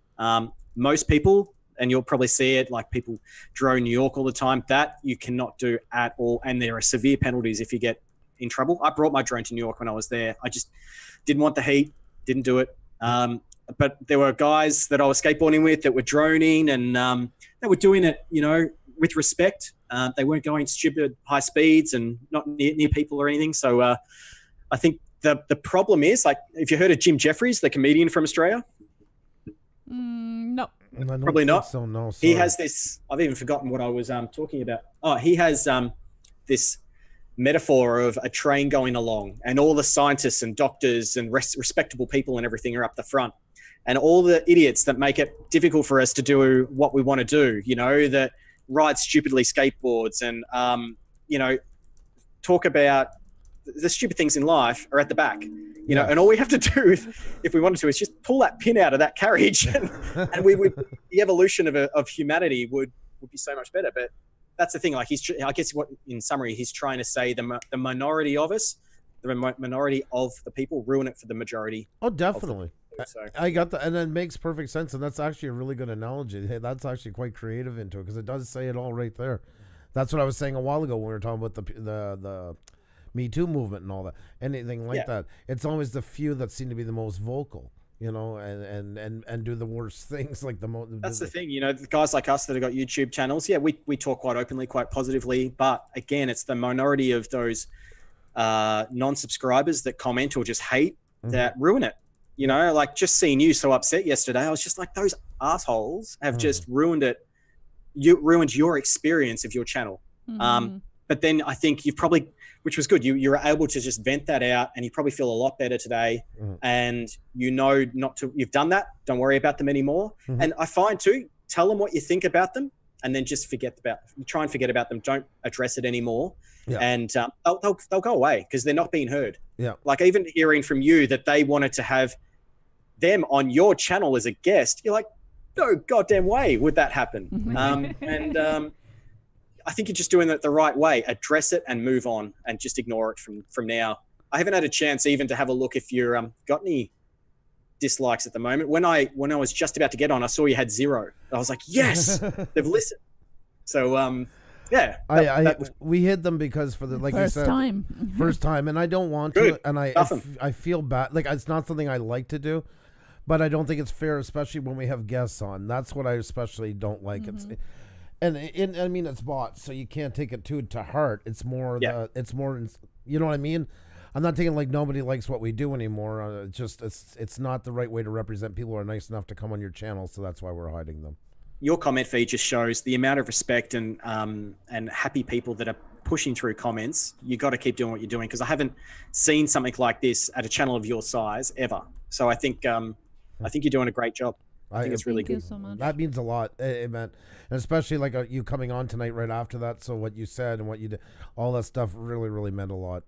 Thank you very much for the understanding and the support. No, I mean, we got to look out for each other. We're all in the same. We're here as creators to create. We're not here to deal with crap. Yep. And you're gonna, you push out your videos, you do your live comments and content. So you're looking at the content and the comments and reacting that way. You wouldn't be human if you didn't feel something. That's where, going back to Logan Paul and Jake Paul, I think they've lost the plot. They're really not looking at what it means to their subscribers and the people, the young kids that are influenced by them. It's quite shocking. So I think, you've got the right idea, the right attitude. Well, that's like one made a comment and, and said, like, I don't maybe I just don't, because, like I'm a smaller channel, so I don't have as much say. And I always tell people, even if I thought, because we jumped pretty quick, I don't know if you know that, we were only at 42 subscribers at the end of February. And I tell people, first of all, we're not big. And no offense to you, like even at 18, we're not taking the YouTube world by storm. We're all very small compared to so many huge channels. It's not that we don't matter. It's just that we're all, like I tell a lot of channels, even I'm facing the same challenges at 5,000 I was facing really in a lot of ways at 300 subscribers. It's not like the air is sweeter and, money's coming in left hand over fist and everything is easier now. It's still in that same category of up and coming channels, Yeah. We're all in the same boat. Yeah, I think the percentage of subscribers that you've got, there is going to always be a minority. So the more you grow, you're still going to have those people there and there's going to be more of them to create more of an issue. But like I get hate here and there, or I haven't checked facts. But that's the thing. Like, and there are people out there that pull me up on it and think that I should be more accurate with some of the things I do. But for me, I don't build electric skateboards. I review them the way I see them. Right. And a lot of people like that. It's refreshing. Like I get that a lot. Refreshing is the word that they use a lot. Just saying you're not polished. You're not trying like hard to try and get all these brands to sponsor you or anything. You're just saying what you think. And yeah, that has sometimes made it difficult for me. Like if I think that like an electric skateboard company is not doing very well and I do like a little skit or something and it ends up offending them a lot. Well, yeah, it wasn't really my intention. It was just to poke fun at something that you shouldn't be really taking that seriously. Yeah. But then, yeah, you do get pulled on up. And that's the thing. Like you no matter what channel you got, people are going to love you. Which again, you were talking about that 80-20 rule. I think if you're doing it right, 80% will like it, 20% won't. And I think you just have to know that as a creator, that's going to happen. For instance, I was at a YouTube conference about a month ago, and there was a 13-year-old boy there with his mother in the audience. And the question she asked was, should my son at 13 be creating a YouTube channel? And what are the things that I should be looking out for? And I was like, the hate. Just make sure at 13 he's highly influential. Yes. And if someone's telling him that he's got crap hair or doesn't know what he's talking about or doesn't like his lisp, and he'll take that literally. Yeah. And probably feel all kinds of pain. Yeah. And negativity that people don't like him. Yeah. I think you really need to have a good sense of mind and understand that those people they don't know you, you don't know them. What they say, yes, if there's a lot of them, you might think about, but really you've just got to put it at the back of your head and say the people that matter to me are the ones that are physically in front of me, my friends, my family. And if you're getting that much hate, I'd probably just turn the channel off. Yeah. Because you could fight it. You could say that, that it's not worth it. Yeah. But yeah, I mean, I've had friends like that have been told that their camera angles are crap. You shouldn't shake your camera so much. And they're like, I don't care. Yep. And that's cool. That's a good attitude to have. If there's people out there that actually like your content, great. Well, that's it. And like you said, you got to have some comfort in you. And I believe it is hard for a lot of 13-year-olds to have that inside them. Not that they're not, there's the odds one, but I mean, that's one of the more socially awkward times of your life where you're so self-conscious about everything. And it is hard to, I worry about some that I see on here because they're so fragile. And the stuff that they're taking in and the stuff that's being put at them sometimes can be so viciously hard. It's like bringing a kid into a bar at 2 o'clock in the morning before it's closing. When the last of the heavy drunks are in there, where there's no holds barred with their mouth. I mean, they can be... Yeah. There's not much sympathy in those times sometimes. No, it gets quite brutal.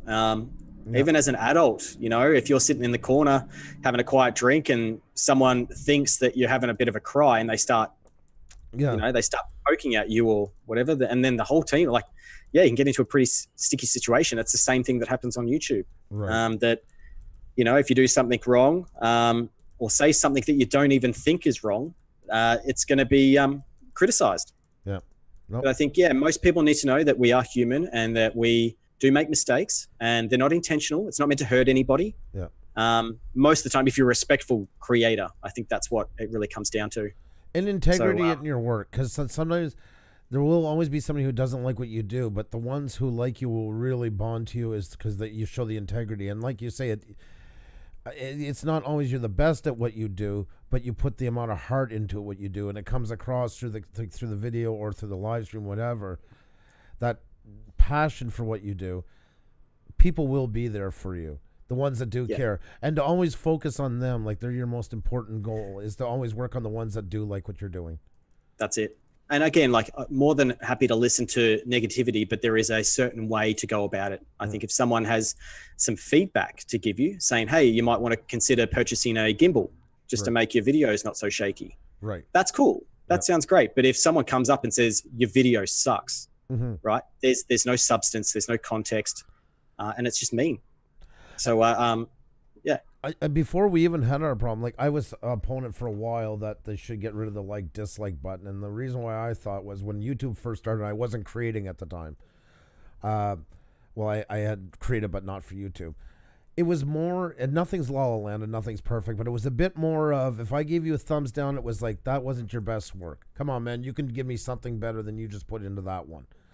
Yeah. You know, it was not hate. It doesn't give you any constructive feedback. No. Dislike button. And people knew that, and oh man, I got, X number of dislikes, yeah, maybe I shouldn't have filmed this so long. It made them kind of think. It wasn't done with malice. But then along the way, as Facebook and that progressed more and that mentality got stronger and stronger, that started to creep into YouTube. And that's what's the hard part about that, is it got more of that clickishness, that more anger driven, people that used to type in a page to be able to go on with something ridiculous on Facebook now don't even have to do that. They would just turn on a camera and rant it out so they could go for an hour because they don't have to type it out like they used to. And I think it is time that was gone, because it's not used for what it was originally intended to be used for.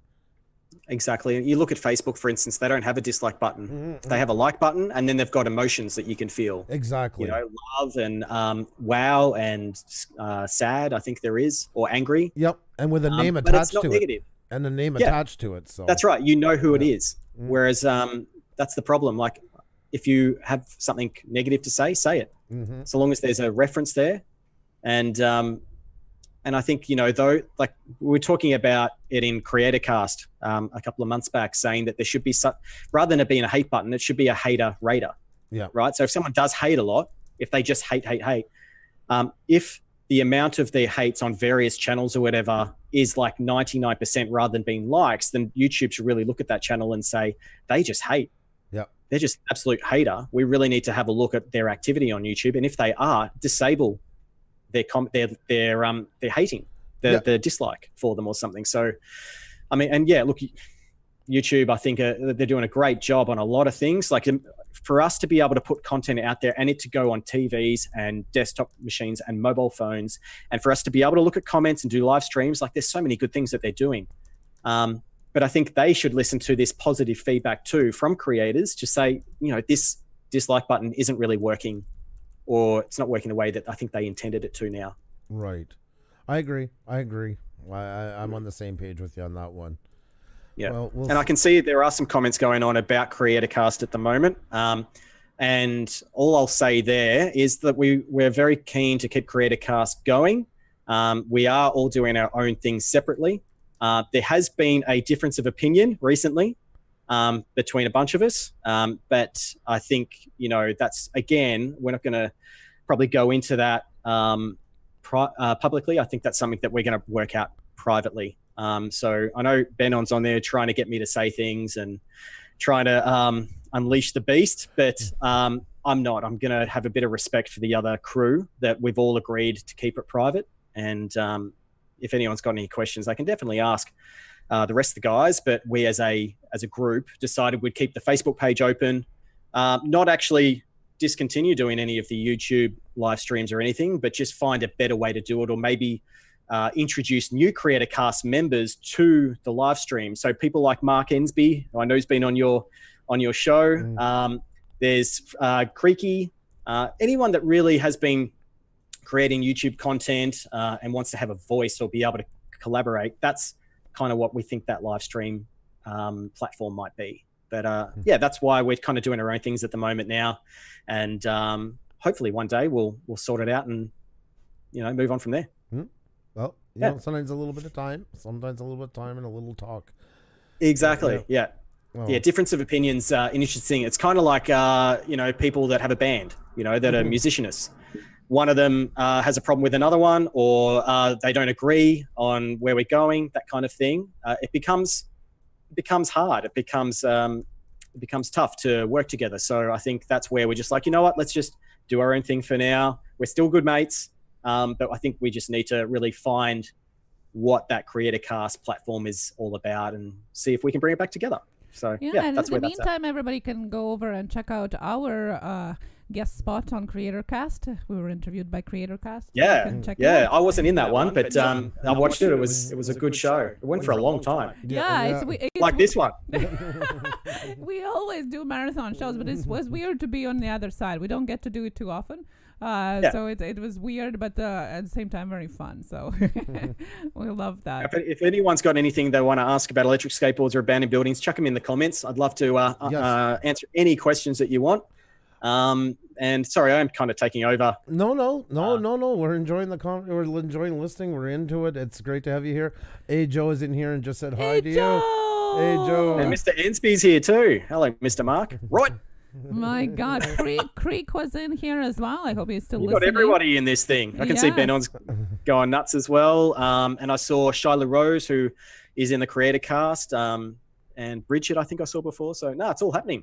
Yeah, I love you guys you're coming in. When there's somebody from Australia as our guest, there's always a lot of you guys coming in and checking you guys out. It's like this camaraderie going on, coming from the same area, even if you're not in the same kind of community on YouTube. I love that. I love that. It's so cool. No, it's really good. Speaking, have you got anything in that cigarette, or is it just a cigarette, Andrew? Just a cigarette. Oh my God! If I had stuff in my cigarette, I'd be. I smoke way too much to put anything in. It has become legal in Canada. It might make for a pretty interesting live stream, though. Yeah, I kind of have that. I say I like to look like those 1970s interviewer guys, So you say you're on tour with the Stones. I need like a plaid suit, Well, like Joe Rogan does his every once in a while. Yep, that's right. He does. Yeah. So. Oh, bang! There you go. You got another one. Gemma, sweetie, thank you so much, and thank you so much for tweeting it out. I just retweeted your tweet, so thank you so much. You're amazing too, sweetie. Thank you.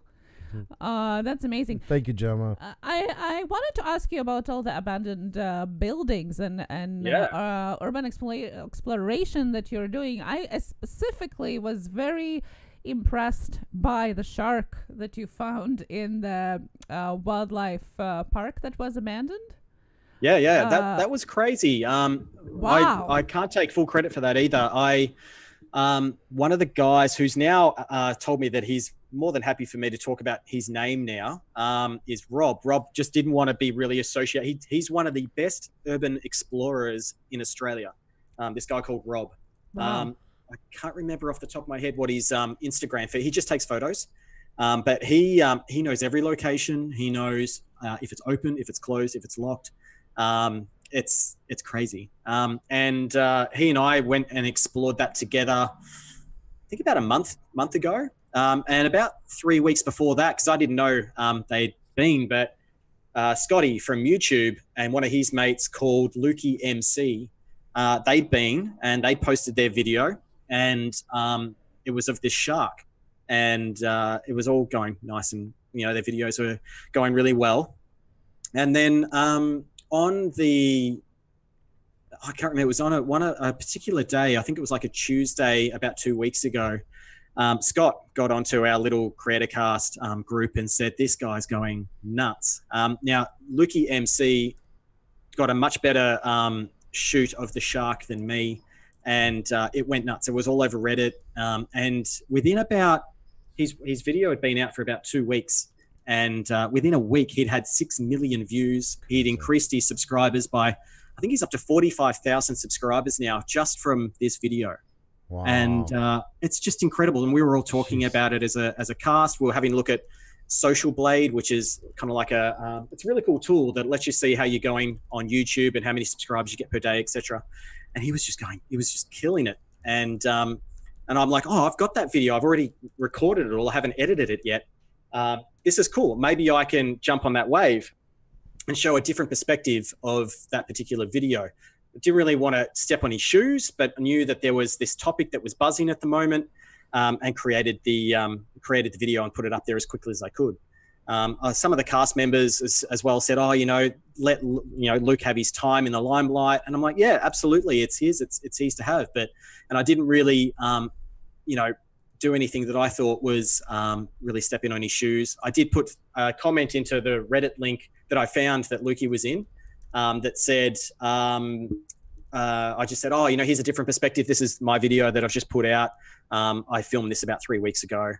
Now, funnily enough, some of our cast members said that, I'm going to get a lot of hate for it because I was going to be stepping on someone's shoes and that it wasn't right and all this kind of stuff. But if I went back this morning and had a look at that video, and it's got maybe 5 dislikes, I think, but it's got over 100 likes. It's got over 12,000 views. And I've had one person, two people, including one of the guys from Creator Cast, just say, that's probably not cool to do it.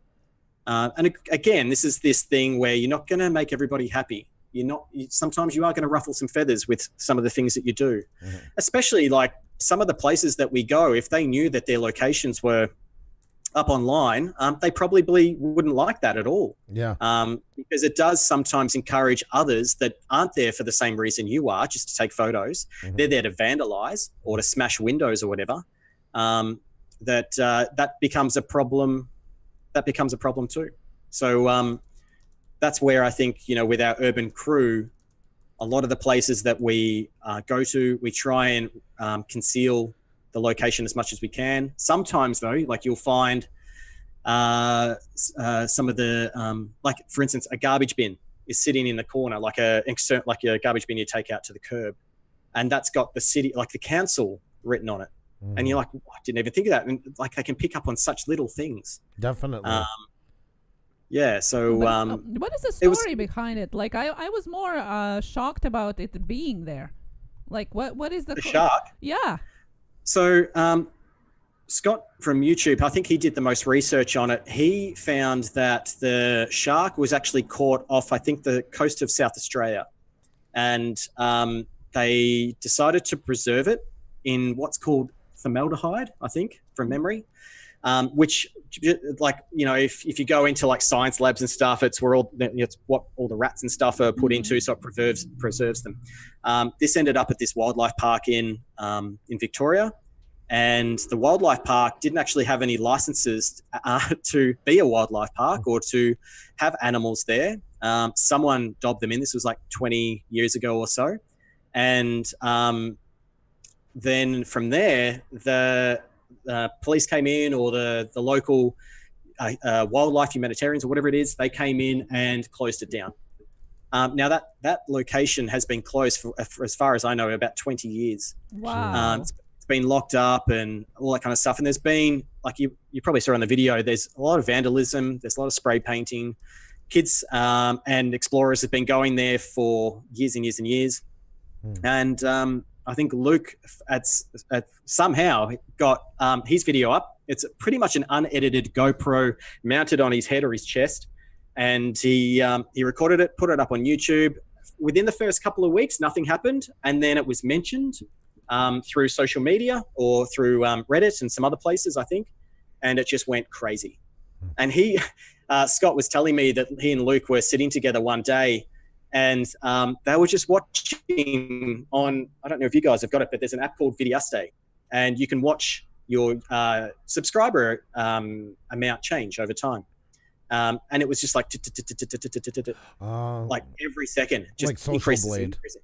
Yeah, and he was just like, I can't believe it. And his heart's racing, and Scott's like, go, this is amazing. And, Scott put his video out at the same time and was like getting some views and all that kind of stuff. So if you search for wildlife shark, I think Luke's obviously came up number one, but then Scotty's came up and mine came up and a bunch of other ones that hadn't been there too. But it was very cool. Now, yeah, that shark, when we went, the top glass was actually open, and that formaldehyde or whatever it's called stung your eyes. It got into your skin. It was terrible. And I couldn't stay in there very long, and because it was unbearable. We got the shots that we could, and with Lukey, when he was there, I think the glass wasn't as open, which meant that the air wasn't as dense. Right.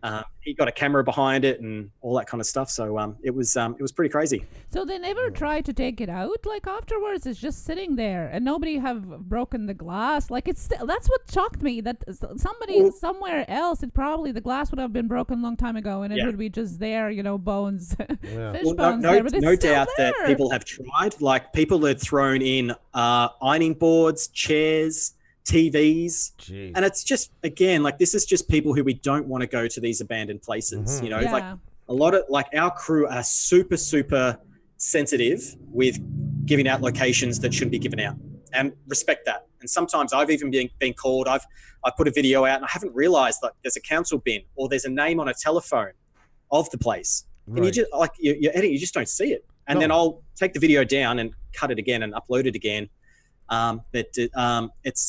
It's an interesting topic to be in. There's a lot of people, a lot of opinions that are really wanting to preserve locations, almost obsessive on it. I completely accept it and agree with it. And sometimes it's hard to, because if you're on a roof of, let's say, a silo 15 kilometers away from the city, people are going to know where it is. So most of the time, I'll sit with the what we call the Urbex Marines. There's about 10 or 12 of us on a messenger group chat, and we say, all right, when should we release this? I mean, I've even got videos of places that we've been years ago, and they're still very, very good locations. They haven't been graffitied or window smashed and all that kind of stuff. So until those places actually get demolished, we won't put those videos out. There is another really cool little channel called Fogarty Avenue. These two guys, they're like, I think they're about 20 and 22. They're film, one of them's in film, another one's doing, I think, engineering. But in their spare time, they've got 300 videos banked up that they haven't edited yet, that they haven't uploaded, because they're that passionate about preserving these places too. And the fact that they're going through college and uni and all that kind of stuff, they just don't have the time. So it's super interesting. It's a very cool explore. I haven't yet to stumble across any situations where my life has been at risk. So no homeless people, no one with guns or knives or anything like that. You just got to pick the places properly. We had a guest this fall on our first week or second week, Lou Rock. He's does like the abandoned buildings, does paranormal and stuff like that. And he was telling us about one time went into a place and there was a homeless guy sleeping and they spooked him and he jumped and went at yeah. Those homeless people, from what I understand, become very territorial. I've seen it too. Like you can see where a homeless person, we call it a squatter, right? Yeah, so, same thing here. Yeah. Same. Yeah. That they've, let's say it's a building and it used to be an office space, and you've got all the workstations are all in a big open place. What they'll normally do to give themselves a bit of privacy is that they'll get all the workstations and make a wall, and then they'll have a little gap, and then they put all their tins of food and their bed and everything in that area. Right. And most of the time on the wall, it'll say people are living here, leave, get out, that kind of thing. As soon as we see something like that, we leave. Right. There's no point disrupting somebody that's going through some bad moment in their life. And I mean, you can't knock them for it. I mean, what else are they going to do? They spend their whole time being robbed from everything they have, conflicts, people fighting if they have a decent space. It's just normal. I mean, they've been pushed almost to a semi, not to look down on them, but like a semi-animal state because of the way they have to live. They're going back to their more natural instincts. So they're not bad people in that part. They're doing it because that's all they got. Absolutely. And, if you've hit that rock bottom that you have to, unfortunately, and I've seen kids' toys, strollers, prams at these places, like little baby slides. Yeah. And you feel so bad. Like there was a family once at this place that had it so bad that they had to find a place for shelter. And the last thing that they want is some idiot with a camera coming in and filming them. Yeah. And if that was me at that point in my life, I would be cracking it too. I'd be running them out the door and trying to make an example. Well, look at the last couple of years with Instagram. It became almost chic to film homeless people, you know, the famous black and white photos. I mean, they were treated like they were statues, for the love of God. You know, there was not asking for it, not even giving them 50 cents after you blatantly took their picture without asking them. It was just like they were another, like a fire hydrant on the side of the street. You know? Yeah, I just don't fair. I remember my mom always said never to laugh about people that are ill, homeless, or old, because the first two, you can become that at any point in your life, and the third one, you will eventually. Yeah. And yeah, you have no idea what they've gone through. Yeah. Exactly. You don't know what kind of mind frame they're in. Yeah. They could be straight out of jail and they have no family, and they're trying to find somewhere to, you know, to squat. Yep. Or it could be that, you know, the father or the mother stupidly went to the casino and went through all their money. Yeah, that's right. They were kicked out of the house. Or, for instance, the financial crisis. You know, there was so many people living on the streets, and I just think it's wrong to film those kind of people in that kind of situation. So sorry, I got to reinstall tonight. I got a conflict in drivers, so I can't adjust my camera settings right now, and it was too late to get into everything. I'm gonna have to resort to a prior install. So my blur was blurry as hell. So my apologies. Oh yeah, I thought there was something going on. But, you thought you were smoking my cigarettes as you were calling them a while ago, and you were starting to see.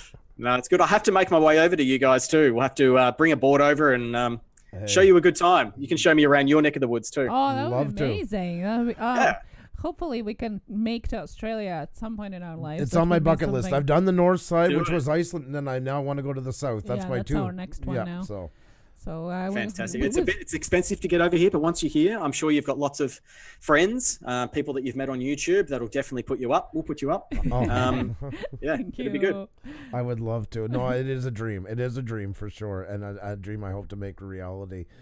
We'll get you to pat some kangaroos. We'll show you the Sydney Opera House and, I don't know, some koalas. Koalas are vicious. I don't think they look like little babies, yes, they are. They got huge claws. That's why they call them.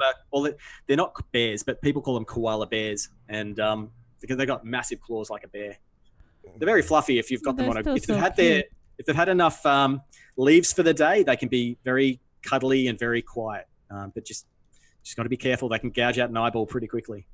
And if you come to Australia, don't worry about spiders, snakes, crocodiles.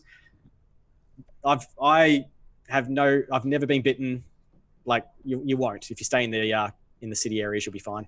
Well, that's it too. I mean, that's the thing. There's always like who was it I asked one time we had on here, and I said, you must be like, how many times has some stupid North American went over and used the terms like "what's on the bobby," you know, and all god awful commercials and cliches. And like, you know, they go over and make an ass of themselves and make us all look bad, and they travel. Like, you know, totally.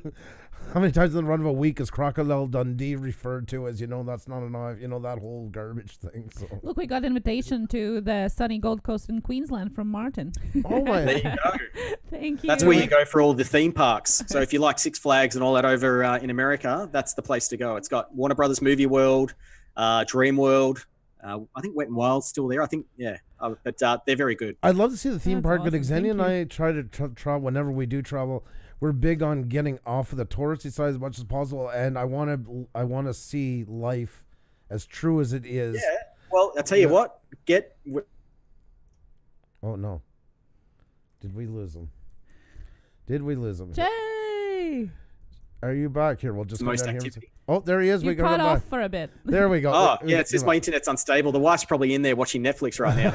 No problem. No problem. We understand completely. I can swap it out, but I might lose the connection. But yeah, she'll be right. It's all good. It's all good. Yeah. But no, the East Coast is really good. If anybody invites you, any of your subscribers invite you or your watchers, take it on board, because they'll show you the really good places, the good places to get your coffee or a steak or, you know, the things that you don't see in a tourist book. They're the good thing. Exactly. Yeah. Like when I'm even traveling, like I did one trip where I did 12 countries in 15 days. I went from Brussels all the way to Croatia and back up. I was hitting Wow. like local grocery store because I'd sleep on the train and then spend the day in whatever country and get back on. I was hitting, going off the beaten path right away, walk about 20 blocks down, get into the little stores, get a feel for it. If I only had the day I wanted, of course you want to see a few landmarks, of course. Yeah, absolutely. That's the same as me. Like when I went to New York for the 10 days in July last year, I didn't plan a thing. When I just said, all right, I'm here. I planned to meet up with YouTubers. So there was a guy called T-Sean. There was a bunch of them what was his name? Tom, who was a boosted ambassador for an electric skateboard company. That's cool. They just took us out. So we'd meet up. There was 110 of us, I think, at one stage on the road at night with all our lights and protective gear on, music pumping, and they were just showing us around all the really good places to, have some fish and chips or something, or to get a bubble tea, or things that New Yorkers do. That is cool. Yeah. So definitely do that when you come to Australia. Find out what other cool things to do, not just all the cool things. If we're down there, don't worry, we'll be taking you up onto it. You have my word on it. Yes, and all the amazing people in the chat, too. Yes. Thank you so much. I just see all the invitations here to different. We would have to make a map and all the places that you guys are there. That is amazing. Thank you so much. That is the most. I've got to say thanks to you guys too, because since we started talking, I've got 20 new subscribers. Nice. Well, I'm glad to hear I appreciate that. And you won't regret it, guys. That's something that you'll enjoy his channel. There's tons of things.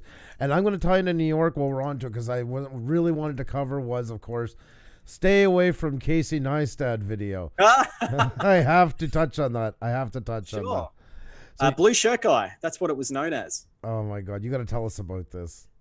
So obviously, that's how I started getting into this stuff. He had an electric skateboard. I'm like, that's cool. Well, I want to get one locally, which was what we talked about at the start of this. As a fan of his, and you see it all the time, there are people that just hang out the front of his 368, wanting to see him. Just to, even if he comes past, hey man, I really love your channel. I didn't even touch the front door. Didn't really want to invade his privacy or anything like that. But all these people were waiting at the front door, and I was like, oh, that's a bit weird. But what I decided to do was jump across the other side of the street. And while I was over there, I had my camera. I'm like, well, I've got to let people know that I was here. So I started doing some films. I'm like, there's his studio. There's 368. And this guy came over to me in a blue shirt. He's like, you obviously know Casey. And I'm like, yeah. He was talking away about how his daughter really likes Casey, and he's on a work trip, and he really wanted to get a photo with him and all this kind of stuff. And I'm like, yeah, that'd be really cool. And if that was the way and all that kind of stuff. And right then, because he and I were talking, I'm like, there he is. And he was on his skateboard on the other side of the road on his way to 368. And I'm like, oh my God. Now I had my camera sitting there because I was talking to this guy. And I'm like, and I managed to, I couldn't pick up my camera and run because it was a big camera, and all these cars going off. He darted across the road and went straight up to him and put his arm around him. Like from my point of view, it looked like he was straddling him. It was that full, raced over and went like this. He's like, can I get a photo? Without even you could just see it. Now my camera, I'm like, shit, what do I do? What do I do? And I just went, and I moved it across and zoomed in just to see what was happening, just to say, I've got Casey on camera. That's cool.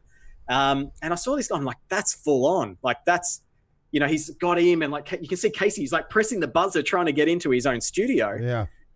And you could see he's like, yeah, take a photo, that kind of thing. And he's pressing the button. Someone opens the door and he leaves. And by that time, a little mother and her 2 kids had jumped across the road too. Didn't get a photo because Casey's like, I'll come back later, which was on his podcast as well. He talked about it. And said, I did say that I'd go back later, but he knew that he wouldn't, just to say, look, I need to go. You're kind of in my face. Yeah. And he went in. So I told that story I got up at 6 a.m. to shoot the sunrise of New York, it would have been 5 a.m. because the sunrise is pretty early during the summer there. And I was taking the photo. I'm like, actually, I heard his podcast that morning at 4 or 5 in the morning. And I'm like, this actually could be an interesting story, my perspective on it. So I just set up the camera just after I finished doing my time lapses, spoke to the camera, went back to my apartment, cut, put it together, uploaded it, and didn't think anything of it. I thought that's quite a cool video. And that was there for 2 or 3 days before it started getting traction. And it went nuts. And like what Scotty was doing before. I was looking at that thing, and it was like not as much as Lukey, like every second. It was maybe one every 10 or 15 seconds, and it was amazing. Like I was just sitting there going, wow. And maybe because I tried to Instagram, like message Casey saying, look, I love what you do. And I'm sure he gets it all the time. I'm from Australia. I'm in New York for only 10 days. I'd love to just have any opportunity to see you. Maybe you could do something together with electric skateboards. I've got a skateboard here.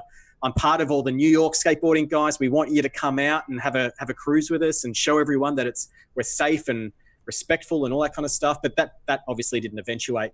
And out of that, yeah, I did get a lot of hate too. But a lot of people started using this hashtag blue shirt guy, which was quite cool. Oh. And I think that's what made it go a little bit viral. And I wouldn't say it's like gone massively viral. I think it's at 500,000 views now. It's 620,000. Yeah, there you go. And I think the likes are there. Like the likes and dislikes are there. Yep. There's obviously more likes than dislikes. Yep. By quite a fair bit. But yeah, I got a lot of criticism. I got a lot of praise too for it. And it got people talking and having a debate about if that blue shirt guy should have done what he did. And people saying, why were you filming his office? You know, that's going into his life and all that kind of stuff. I'm like, well, I'm just a fan. You know, I was showing that I've been here. You know, it's like people that go to New York to film the Soup Nazi kitchen, yes, you know, because that's I just did it. You know, I thought that was quite cool. It wasn't that I was banging on his door or anything like that. It's just my perspective on that. So that went pretty nuts. And I didn't know about it until I caught up with the electric skateboard group in New York a couple of nights later and like, dude, your YouTube channel's going crazy. And I'm like, what? And I go on and it's like, and I'm like, holy crap, I've just got 2,000 more subscribers in the last 24 hours. It was crazy. It was exciting, but scary at the same time. You're like, okay, like it's the thing that, you know, if you woke up in the morning, you saw that you just got another 2,000 subs, you'd be like, why? Yeah. But this is cool. What's happened? Exactly. Should I check my comments? Like that kind of thing. And but the subscribers that came on have stayed. And then you do get some dips every so often. Mm-hmm. Yeah, I'm known. I saw it in the comments just before. People think of me as the Aussie Casey. Yes. You know, I wear my hat backwards. I do wear Ray-Bans. I've been doing it like way before I started doing YouTube. And that's probably why people think that is that he and I do live pretty similar lives. Like I have a digital agency. He had Beam. I run around on skateboards. He does too. He's got a wife and 2 kids. I've got a wife and one kid and another kid coming. So it's and it's hard when people. It's fun. Like it's exciting when someone says to you, "Oh, you're the Aussie Casey." Like that's for me. It's a good thing and a bad thing. It's a good thing because people think that you're at maybe that caliber or that you have that same kind of style or something. But at the same time, you don't want to be like somebody else. You don't want to. Yes.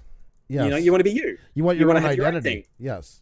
Yeah, and I think like when I first started doing my YouTube videos, they were very Casey inspired. You know, I was doing time lapses at the start and signing off a particular way because I saw that worked. But over time, I started to get my own style and start having my own brand and I like the progression that it's gone into. But YouTube is very new. But I worked a lot in the music industry, and we've seen that happen for years.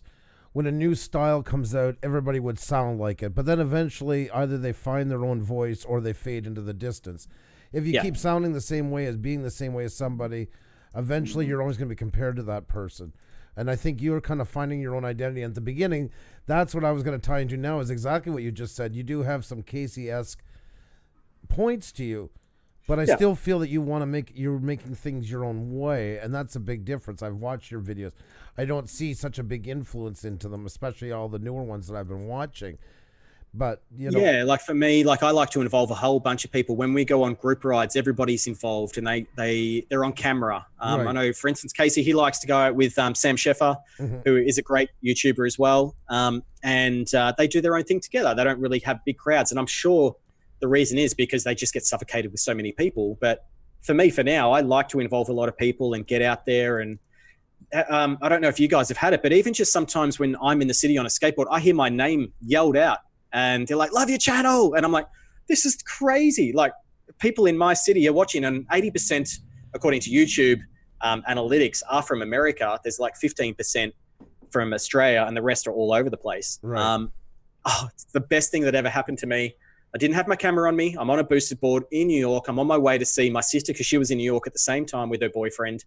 And I'm stopped at the lights. This guy on a bike comes up to me and goes, "Are you Jay Boston?" And I'm like, "No way." No way. It's been so amazing. I'm like, how the hell? And he's like, "Yeah, what's your content? You know, I've got a skateboard too." And I'm like, this is crazy. I'm in a place that I have no idea where I am. I'm going down a street because it's telling me on Google Maps. I don't know the location. And then this guy's come up and he knows who I am. It's just, that's cool. It blew my mind. Yeah. Do you get that sometimes? You're walking around your neighborhood or in your city and, you know, someone's like, "Hey, you're Andrew."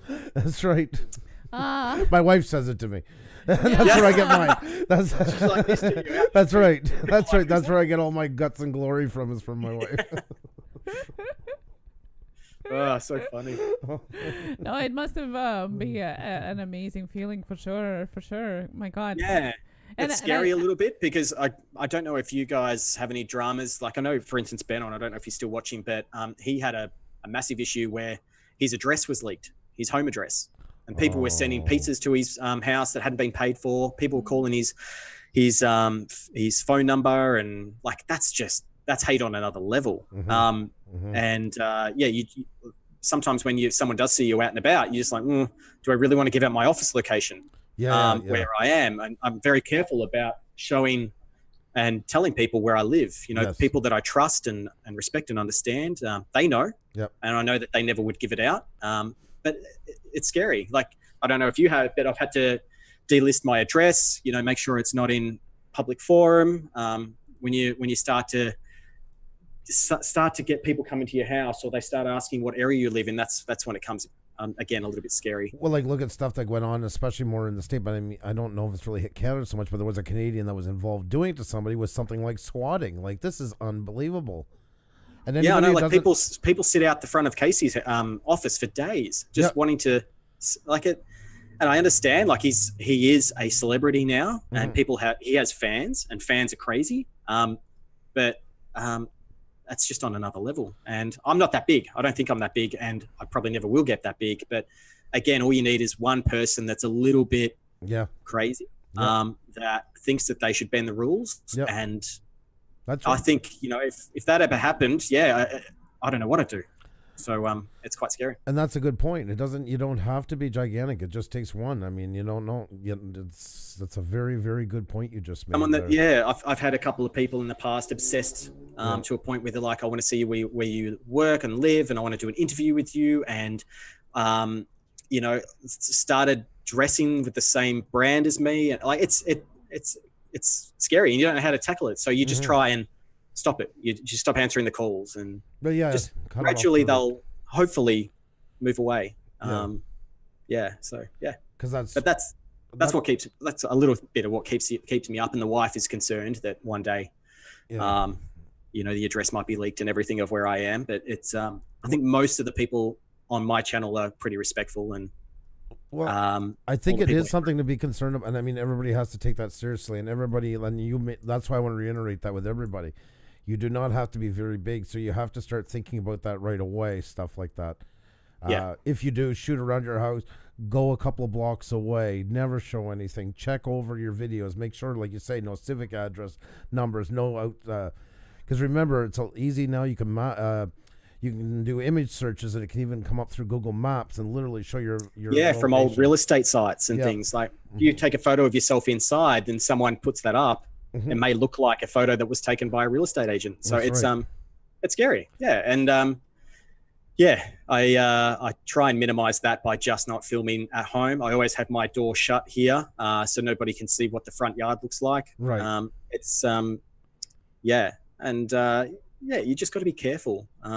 I think if that ever happened, which is similar to a lot of situations that have been out there, Creatorcast covered the Bus Life NZ stuff. I don't know if you guys saw that, but they decided to end it. You know, there were people coming up to their caravan, or their bus for that matter, wanting photos.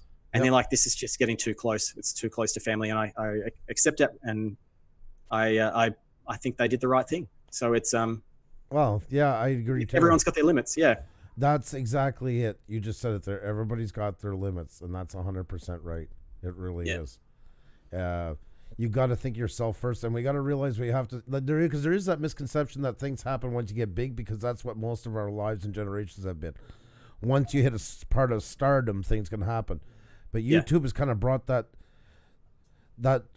price you pay for it, but a lot lower size now. So you just have to be on your guard when you're on any social media, not even just even just YouTube, Facebook, anywhere.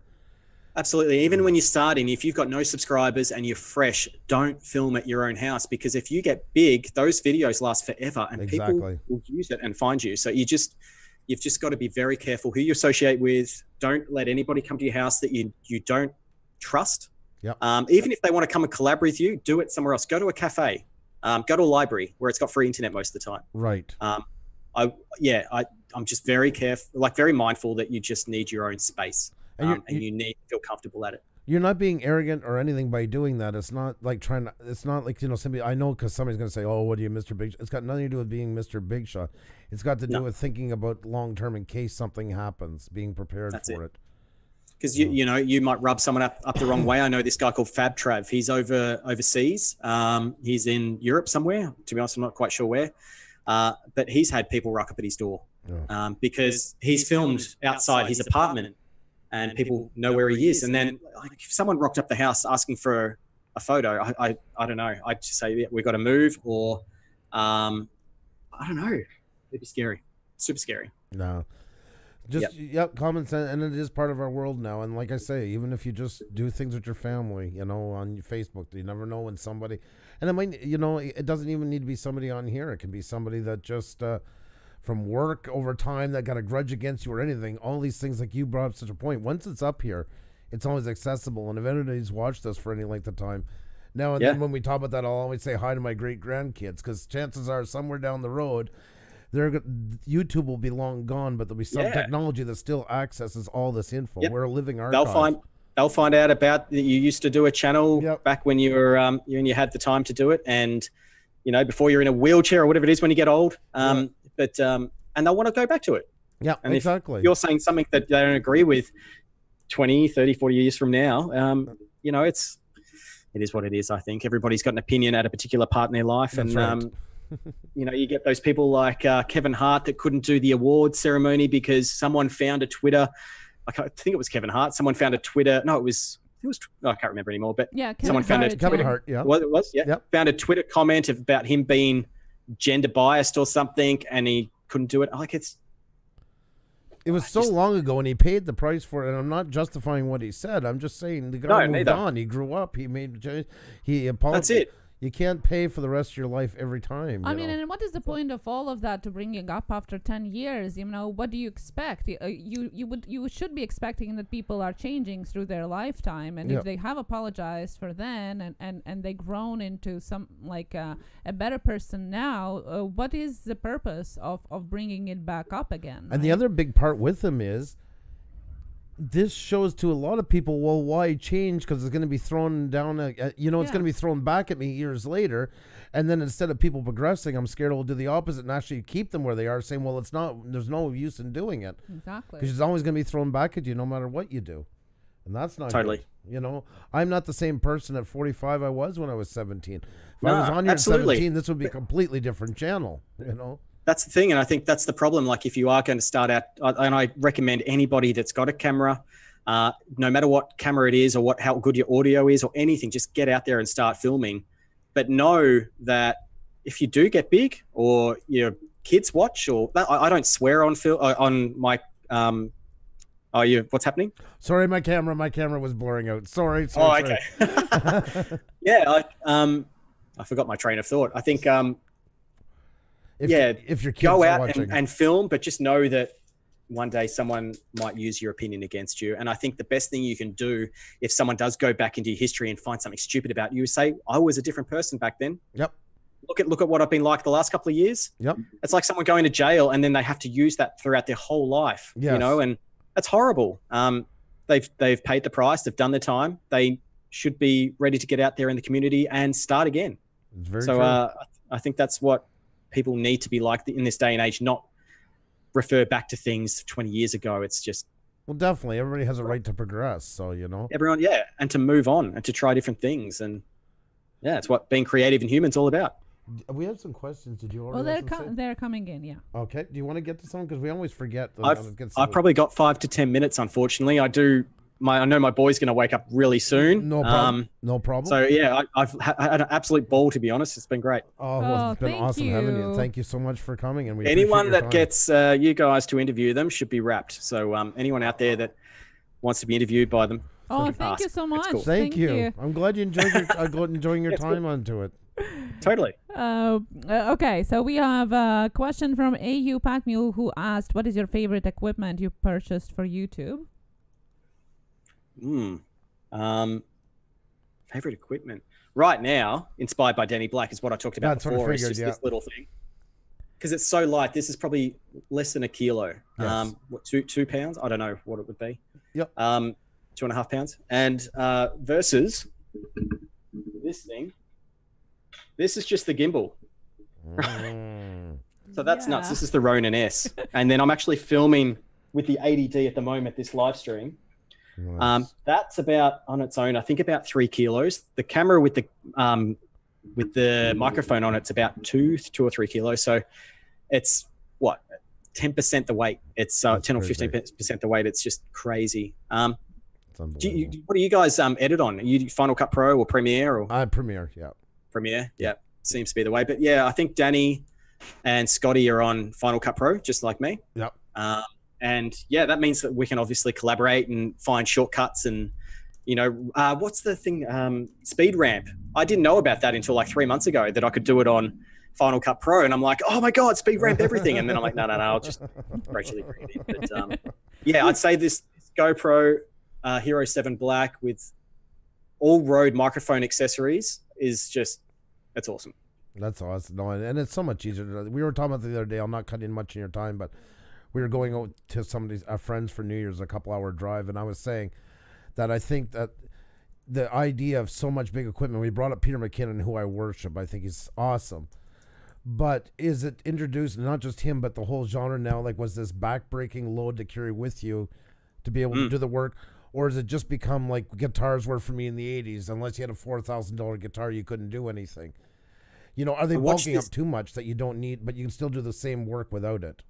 Yeah, I watched this YouTube clip of Peter McKinnon's 6 months ago where he was showing what he takes with him on a photo shoot. And it's like three massive photo shoot boxes, boxes of equipment. Yeah. He's got tripods. He's got like 3 or 4 cameras. There's like 20 lenses and mics and batteries. And it's just like, wow, like I can understand if he's doing it for a company, that makes sense as a client. But, if you're just doing this for your, like, that's all you need these days. It's got a stabilizer built into it. It's 4K. It's amazing. And yeah, it wasn't around then, but it's all evolving. It makes things a lot more accessible and flexible, and you got more freedom and more creativity with something like this. I can turn this upside down, open up this tripod, extend it out, and I'm getting great shots of the front of a board, or really cool zoom down shots in an abandoned building. It's just crazy. Yeah. Well, that's what I mean. I think he could shoot most of what he does with that in a Mavic Air. His work would pretty much in the end look the same, because it's his skill. But he's so good with he's got a similar setup to me. I think he doesn't have a Canon. He's got something else, and he's just got a standard tripod. But he gets such clean, stabilized shots with his hands. Yeah, it's amazing. Yeah. No, I agree with you 100%. I know you're going to leave, since I'm not going to cut in. Yeah, there's one more question. No, I've got some time for some more. Yeah, 5 or so minutes. Yep. Chuck Orange was asking, what keeps you motivated to continue creating? People. And it sounds a bit weird, but I get to catch up with really cool, really passionate people off YouTube that helped me create content for YouTube. And we all get together. We had a swimming pool party the other day. Scotty and I caught up and had an explore together. And straight after it, we messaged each other saying that was so much fun. It wasn't just putting up on YouTube. It was having that connection together. And there was a really good photo. I don't know if I've still got it. That I sent Scott. I wish I can show you. And it was just us smiling, having fun in an abandoned building. It was wicked. And I'm just quickly trying to find it for you. No, I can't find it. I don't want to waste you guys' time, but that's what makes me inspired. Like, I take my camera out and I'm not really thinking about like the angles too too specifically. I'm just shooting at the moment, and then I can find a way to make that like interesting. And then obviously it's the comments of people coming back, the praises, like, oh, that was such a good explore, or I really appreciate your reviews. That kind of thing is what keeps me going too. I think also, like, one final thing was just like, it's a hobby. Right. I'm working hard during the day. I'm with my family most of the weekend. And if you're doing that, it's like Groundhog Day, like I was saying, but this breaks it up. You're catching up with people, you're editing, you're putting something out there. That I remember when I put my first YouTube video up, I was so nervous, and it's up and anybody could access it. And I'm like, oh my God, 1 view or 2 views. And everyone says that all the time. But now I put it up and I'm like, I'm supercharged. I wake up in the morning and see how many views it's got, and why they came in, and look at the comments. And that kind of gives me an idea, like positive comments give me ideas on what I should be doing or what boards I should be comparing. Right. And then meeting you guys, like I would never have met you unless I had started a YouTube channel. That's awesome. Like that's why I do what I do. Right back at you on that one. You know, and that's been some of the amazing, and like tonight we talked a little bit about the things I can have, but there is the good side of it. And I mean, meeting people from all over the world, so many different varied interests. Tube Life on top of it has become that amazing thing where we've got to actually sit down and talk to creators from all over the world, different sizes, different interests, different backgrounds. It's phenomenal. There is so much great stuff on here. It takes a bit of looking, but it does exist. Absolutely. I mean, I follow a lot of channels that talk about better ways to film. There's I can't remember off the top of my head. I'll put it in the comments later, but I like to get inspired from other people on YouTube too, like Peter McKinnon, Cody Warner, those guys. I watch their videos. Danny, obviously, as well, Mr. Danny Black. Every time he puts out, they just kick ass, his videos, like the edit ones. Yep. They're just, he's got his voiceovers, he's got the music going, it's got a storyline, it's got a middle and an end. And I just sit back going, bravo. Like, it's just, I love it. Yeah, Danny, hut. I can see that now. And again, I'm not smoking, I'm not blowing smoke up his bum or anything. It's just that I've liked what he did. We got in touch, and now, we've got a good banter. We do things together. That's cool. And I can't wait for the next stuff. And that's where I think, with us, there might be opportunities where, you come to Australia, we can hang out. You can use my office with gigabit Ethernet there to do crazy 4K live streams. Like, it's just awesome. Yeah. That is sweet. Oh, definitely. Believe you me, if we can work it out. We've been able to do things in a spur of a moment like this. We're not big planners, but we just but it's helping each other out, and that's what good creators do. Jay, we're at the airport and we kind of just showed up in Australia. All right. Get an Uber. Here's my address. The baby's coming. Just give me a couple No, we promise nothing in the next couple of months. No, how funny. Well, have an amazing couple of days left, us three in a family, and we are fingers crossed everything goes well. The baby delivery, and congratulations on expanding the family. Can't wait for the announcement. You'll see it. Don't worry about that. Yeah, I'll put a nice little video together for the new one. Yep. Oh, that is going to be awesome. And thank you so much for your generosity with your time, and that it's been really nice. No, it's been amazing. You give to people what they give back, and you guys have nailed it. No, thank you. I hope you like it. Yeah, it was awesome, and we had an awesome time, and we definitely got to keep in touch. So definitely, thank you. Take you on some urban exploring and skateboarding and all that when you get here. Oh my God! Even if it's 5-10 years away, we'll do it. We'll have to take a 6 months vacation, I think, on this side. Yeah. Thank you so much again, and no worries. Have a good day. The best of the family. Have a good one. Bye now. Take care. See ya. Bye. Oh, that was awesome. Yeah, that was really cool. Oh my, that was so amazing, and so many more questions I could have asked. Oh my God.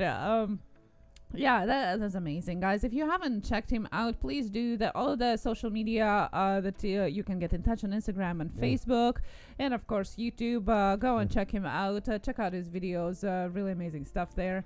Great guest. Thank you so much, Chalky Orange. You couldn't have gotten a better guest. This guy seems awesome. Thank you for introducing us to his channel. Sidewalk Closed. How are you, by the way? I meant to type to you a while ago. So many friendly faces tonight. Yeah, it's been fun. A nice hangout. It's yeah. It's been good. Henrik Eber, yes, thank you so much. And once again, Henrik was the one that got us together with Jay. So once again, thank you so much separately to you for getting us together with Jay. Thank you. Much appreciated that. And Paulie's a comedian, of course. Should have asked him if he got pinned. Paulie, by the way, if you don't know, he's going to be coming up on our interview as well. So, Paulie, don't run away. Yeah, that's right. That's right. Yeah, looking forward to that. Paulie, we asked everybody to do shout-out videos to help us get to 5K before Christmas. And he was the winner, and it was awesome because Paulie was one of the first ones to ever come to our live streams and that. And, that was really cool, so we couldn't be happy. That's right, Paulie. Paulie's a writer from Hawaii. I got Australia in the brain tonight. See where I'm already thinking about going. But Hawaii would be beautiful, too. So, and we're really looking forward to sitting down with him.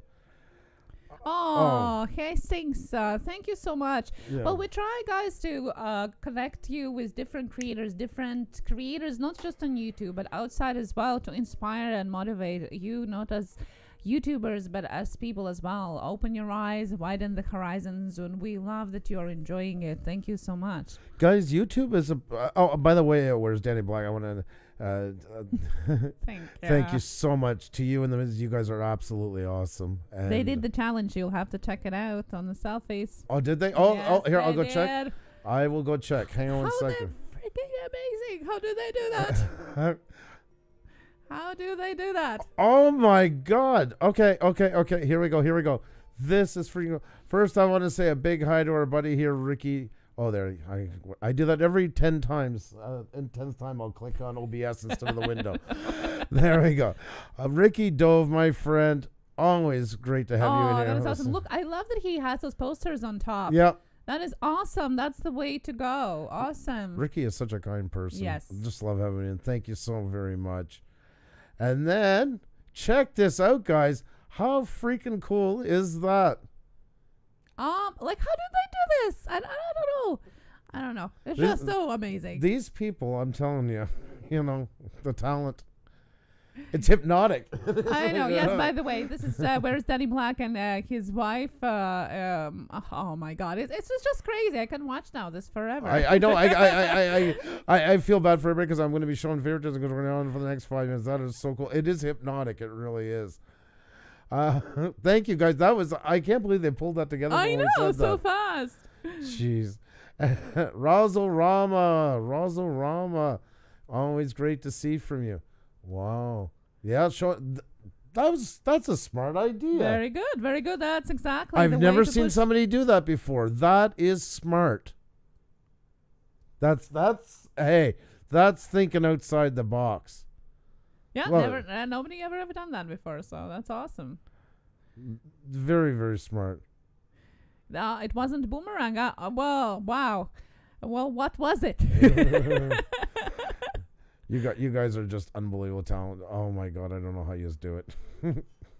That is so cool. Thank you so much. I can't believe they had time to pull something like that off. And thank you guys so much. And Razzle Rama, very smart. That is a first, and that is a great idea. What? I can't get over that.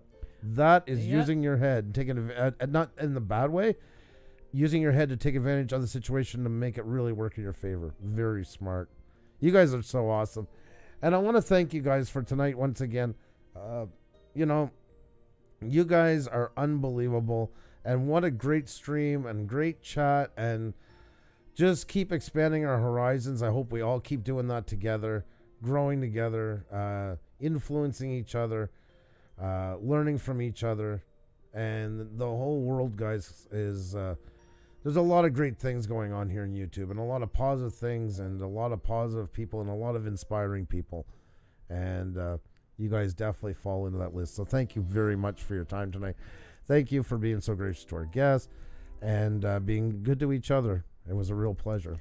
And on the way out, please don't forget to click that like button. It still counts towards analytics, so we would appreciate that. And if you can, leave a comment after the video is uploaded. We're going to send you over from Pusa with Love to a live stream. It's your choice if you go over or not, but if you can, show some love from Pusa with Love to another amazing channel. We're going to be back here on Sunday at 7 p.m. Eastern. It's a great way to meet other people, guys, and stuff like that. And I just want to say something before we go. That remember, everything is important, like in life on YouTube. And the thing is never to overindulgence. You need subscribers, but it's not about everything. You need likes, but it's not about everything. But you always need good content. That is like your vegetables in real life. You always need great content.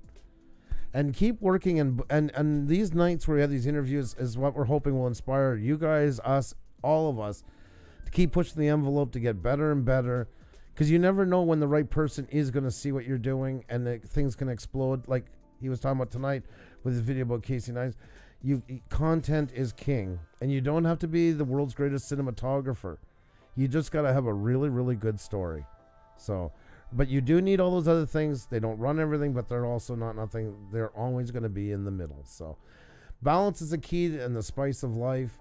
And thank you guys so much for being here. And hope you guys have a really great night. And we'll see you back Sunday night, guys. So take care. Thank you very much. The link's in the description. And as Xenia said, guys, it really does still, even though we're not showing them, the likes do help us. So if you can hit the like button the way out, that'd be fantastic. Cheers and keep creating, guys. Much love to each and every one of you. Have a good weekend. Bye. Bye now.